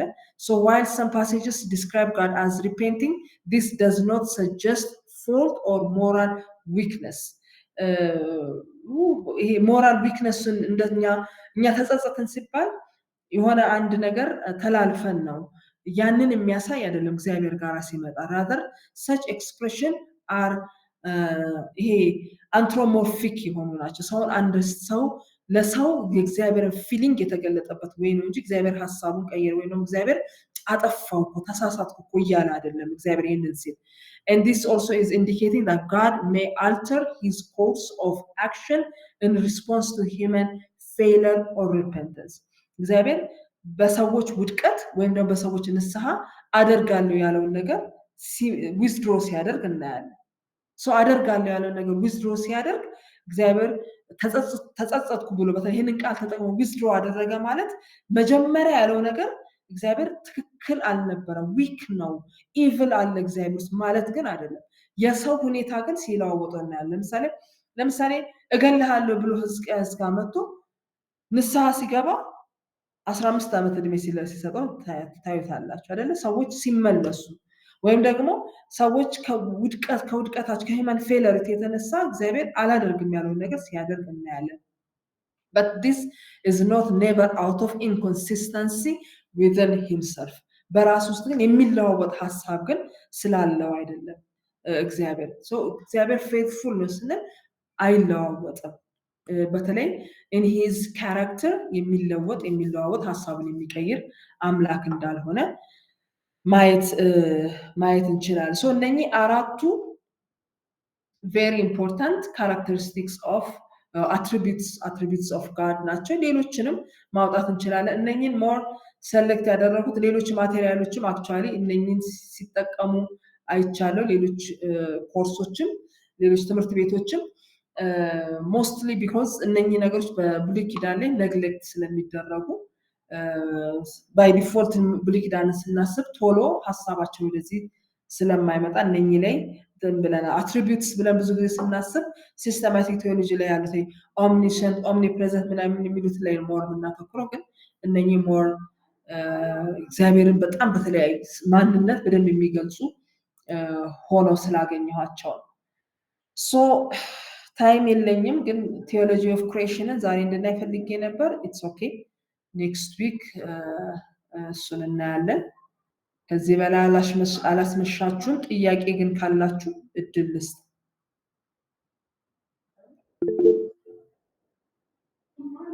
እሺ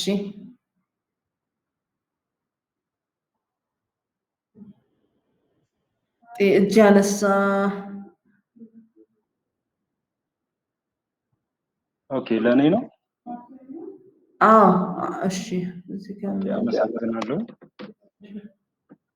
ምንድነው ትንሽ ወደኋላ ለመጠየቅ በማሰቤ ይቅርታ ግን የሆነ ክሊር እንድታደርግልኝ የፈለኩት ነገር ከእግዚአብሔር ስም አንፃር ያሉ በጣም ዲቤቲክ የሆኑ ኢሹዎች አሉ አሁን ላይ እግዚአብሔር የራሱ የሆነ ስም የለውም ምክንያቱም አሁን ቀደም ያነሳናቸው ከእግዚአብሔር ስም አንፃር የሚነሱት በብሉይ ኪዳን ዘመን የነበሩ ሌሎች በዛ ስም የተጠሩ አማልክቶች አሉ ከዚህ ጋር ተያይዞ በተለይ ደግሞ እግዚአብሔር ራሱን ለሙሴ ገለጠበት ዘጸአት 3 ላይ ያለው ኮንሰፕት ያለና የሚኖር ነኝ ማለት ዛት I am ነውና እሱ ክፍል የሚለው በእንግሊዘኛው ያንን በተመለከተ እግዚአብሔርን ኮድ ማድረግ ትችላላችሁ የሚል አስተምሮ አለ አሁን የራሳችሁን እግዚአብሔር የእስራኤል ምድር ላይ የነበረውን ቀደም የያህዌን ካራክተሮች ስታነሺ ነበርና በዛ ማህበረሰብ ውስጥ እግዚአብሔር የሚታይ የሚጨበጥ ፊል የሚያደርጉትን የራሱን ሉዓላዊ ማንነቱን የገለጠባቸውን ተግባራቶቹን ይዘው ነው የሚቀርቡት ከዚህ ጋር ተያይዞ ሌሎች አማልክት ናቸው የሚባሉት አማልክት በዛም ስም ቢጠሩ ያላቸው ተግባር ግን የሱን ተግባር ሊገልጥ የማይችል እንደነበረ አንስተን ነበርና ከዚህ ጋር ተያይዞ የሚያነሷቸው ዲሎች አሉ አሁን ለምሳሌ እግዚአብሔር ራሱን በተለያዩ በሰዎች ህይወት ውስጥ ስም የሰጠበት ሁኔታ አለ አሁን ኤልሻዳይ ነኝ ሲል ለአብርሃም ሊያደርግ ያለውን ነገር ተከትሎ የተናገራቸው ናቸው ሌሎችንም እግዚአብሔር ከራሱ ተግባር ጋር ተያይዞ ስሞቹን የሰጣቸው ሁኔታዎች አሉና ሌላኛው ደግሞ የቀደሙት በብሉይ ኪዳን የነበሩ አባቶች ለእግዚአብሔር ስም የመስጠት ስርዓቶች ነበሯቸው ከዛ ጋር ተያይዞ የሚያነሷቸው አሉ እንደ አጋር የሚያየኝን አየሁት ስትል ያ ማለት እሷ ለእግዚአብሔር የምትሰጠው ስም እንጂ የእግዚአብሔር ስም አይደለም የሚሉ ሐሳቦች አሉ በዛ ላይ ግን እግዚአብሔር ኦሬዲ ኮደብል ነው ማለት ዛሬም ማንንም ተነስቶ የራሱን ጋድ ክሬት ማድረግ ይችላል ሜክ ማድረግ ይችላል ይሄ እስካሁን ያያችኋቸው እነዚህን ሐሳቦች አንስተው ነው በጣም ጠንካራ ዲቤት ውስጥ የሚያስገቡትና እግዚአብሔርን ሰዎች ሌሎች በጠሩኝ በዛ ማንነት እኔ ነኝ እንደማለት አይደለም ዛት አይ አም ማለትና ትንሽ እሱን ኮንሰፕት ዲፌንስ የሚያደርግ ሐሳብ ብታነሺ ደስ ይለኛል እሺ ሪፍሌክት ማድረግ የሚፈልግ ሰው አለ ምናልባት በዚህ ላይ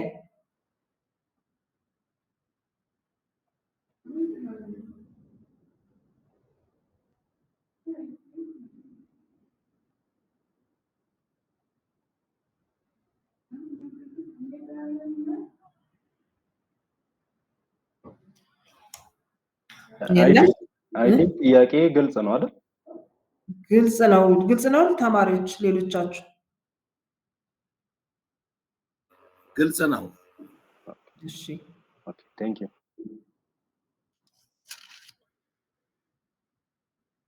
ለሌሎቻችሁ ግን ያው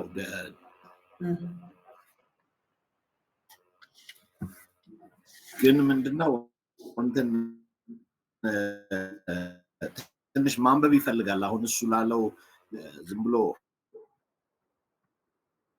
እንትን ሪድ ማድረግ ይፈልጋል በፍጹም ማንንም እየተነሳ እግዚአብሔርን የሆነ ነገር ብሎ መሰየም የሚችልበት ስፔሻሊ ቴዎሎጂካል ግራውንድ ሊኖር የሚችልበት ነገር የለም ብዙ ጊዜ ስሜታችን ይሄ የሆነ ስሜታችን እንትን ሲል የሆነ ስንነካ አንደኛ ነህ እንዲነህ የምንላቸው ነገሮች የኛን ስሜት ሪፍሌክት ከማድረግ ባሻገር እንደው እግዚአብሔርን መሰየም ነው የሚል ሐሳብ የለኝም አንደኛ የእግዚአብሔር ስም በየጊዜው እንትን እንደው ምናልባት ትንሽ ነገር እዚህ ላይ ቀድመም ስታብራሪ ከነበረው በባለ ማለት ምንድነው አንዱ የሬቨሌሽኑ መጠን ግራጁዋሊ ነው ለሰዎች እያደገ ሰዎች በሚረዱት ልክ ነበር እግዚአብሔር በሰዎቹ ልክ ነበር ራሱን ይገልጥ ነበር። ያ ማለት ግን ስሙን እግዚአብሔር ራሱ እንጂ የሚያስተዋውቀው ሰዎች እንዲህ ነው ብለው ሲሰይሙት አናይም። ኦልድ ቴስትመንት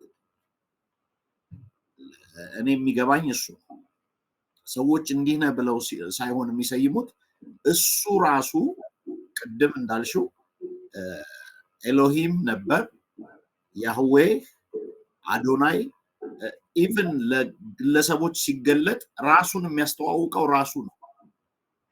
እግዚአብሔር ስም አውጡልኝ ወይም ማን ትሉኛላችሁ እያለ ሳይሆን ወደነሱ የሄደው ስሙን እየነገራቸው ነው ወደነሱ የሄደው። ሲቀጥል በአዲስ ኪዳንም ክርስቶስ በሚገባ የገለጠበት መንገድ አለ። ስለዚህ እያንዳንዳችን እየተነሳን ስሜታችንን እንደው ሲነካ የምንላቸውን ነገሮች ለእግዚአብሔር ስም እያወጣን የሚመስለን ከሆነ እሱም አንድ ሚስቴክ ነው። ቴዎሎጂካሊም ከዚህ ውጪ ሐሳቤ ካለ እና እንደዚህ የሚሄዱ ሰዎች እንዳሉ ይታወቃል። እንደው በደንብ ዲቴይል በደንብ የሆነ ነገር አንብቤ መናገር ነው የምፈልገው። ግን በፍጹም ኦልድ ቴስትመንት ላይ በነበረው ራሱን እግዚአብሔር ያስተዋውቅ ነበር፣ ራሱን ለሰዎች ይገልጥ ነበር፣ ማንነቱን ይነግራቸው ነበር እንጂ አምላካችን ከሌ ነው የሚባለው እያሉ የሚሰሙዩበትን ሁኔታ ብዙ አላይም።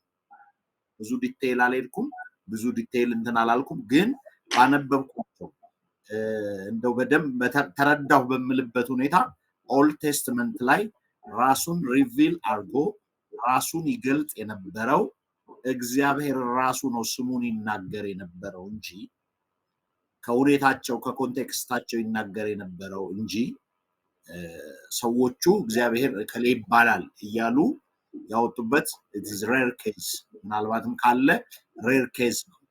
በዋናነት ግን እነዚህ ኦልድ ቴስትመንት ላይ የተባሉት መጠሪያዎች ራሱ እግዚአብሔር ራሱን የገለጸበት መንገድ ነው የሚል ሐሳብ ነው ያለው።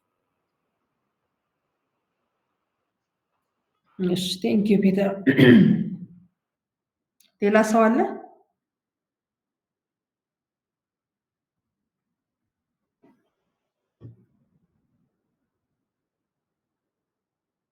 እሺ ሌላ ሰው ከሌለ አንዳንድ አይዲያዎች አሉ እዚህ ጆት ዳውን ያረኳቸው፣ ግን በደንብ በስላይድ አዘጋጅቼ ኔክስት ዊክ ማክሰኞ ስንገናኝ በዚህ ዲስከሽን ብንጀምር ደስ ይለኛል። እዚህ ጋር ያስኳቸውን አንዳንድ ነገሮች ማውራት እችላለሁኝ፣ ግን ስላይድ ላይ እንዲኖር ስለምፈልግ ማክሰኞ በዚህ እንጀምራለን። ኦኬ ቴንክ ዩ። እሺ ቴንክ ዩ። ግን ኢትስ ቬሪ ኢምፖርታንት ኩዌስችን። ቴንክ ዩ። ኦልራይት ሰዓት ስለሄደ ከ20 ሆነዋል። እኔ ገና ሩቅ ሀገር ተጓዥ ነኝ። ሶ በዚህ ጨርስ። በዚህ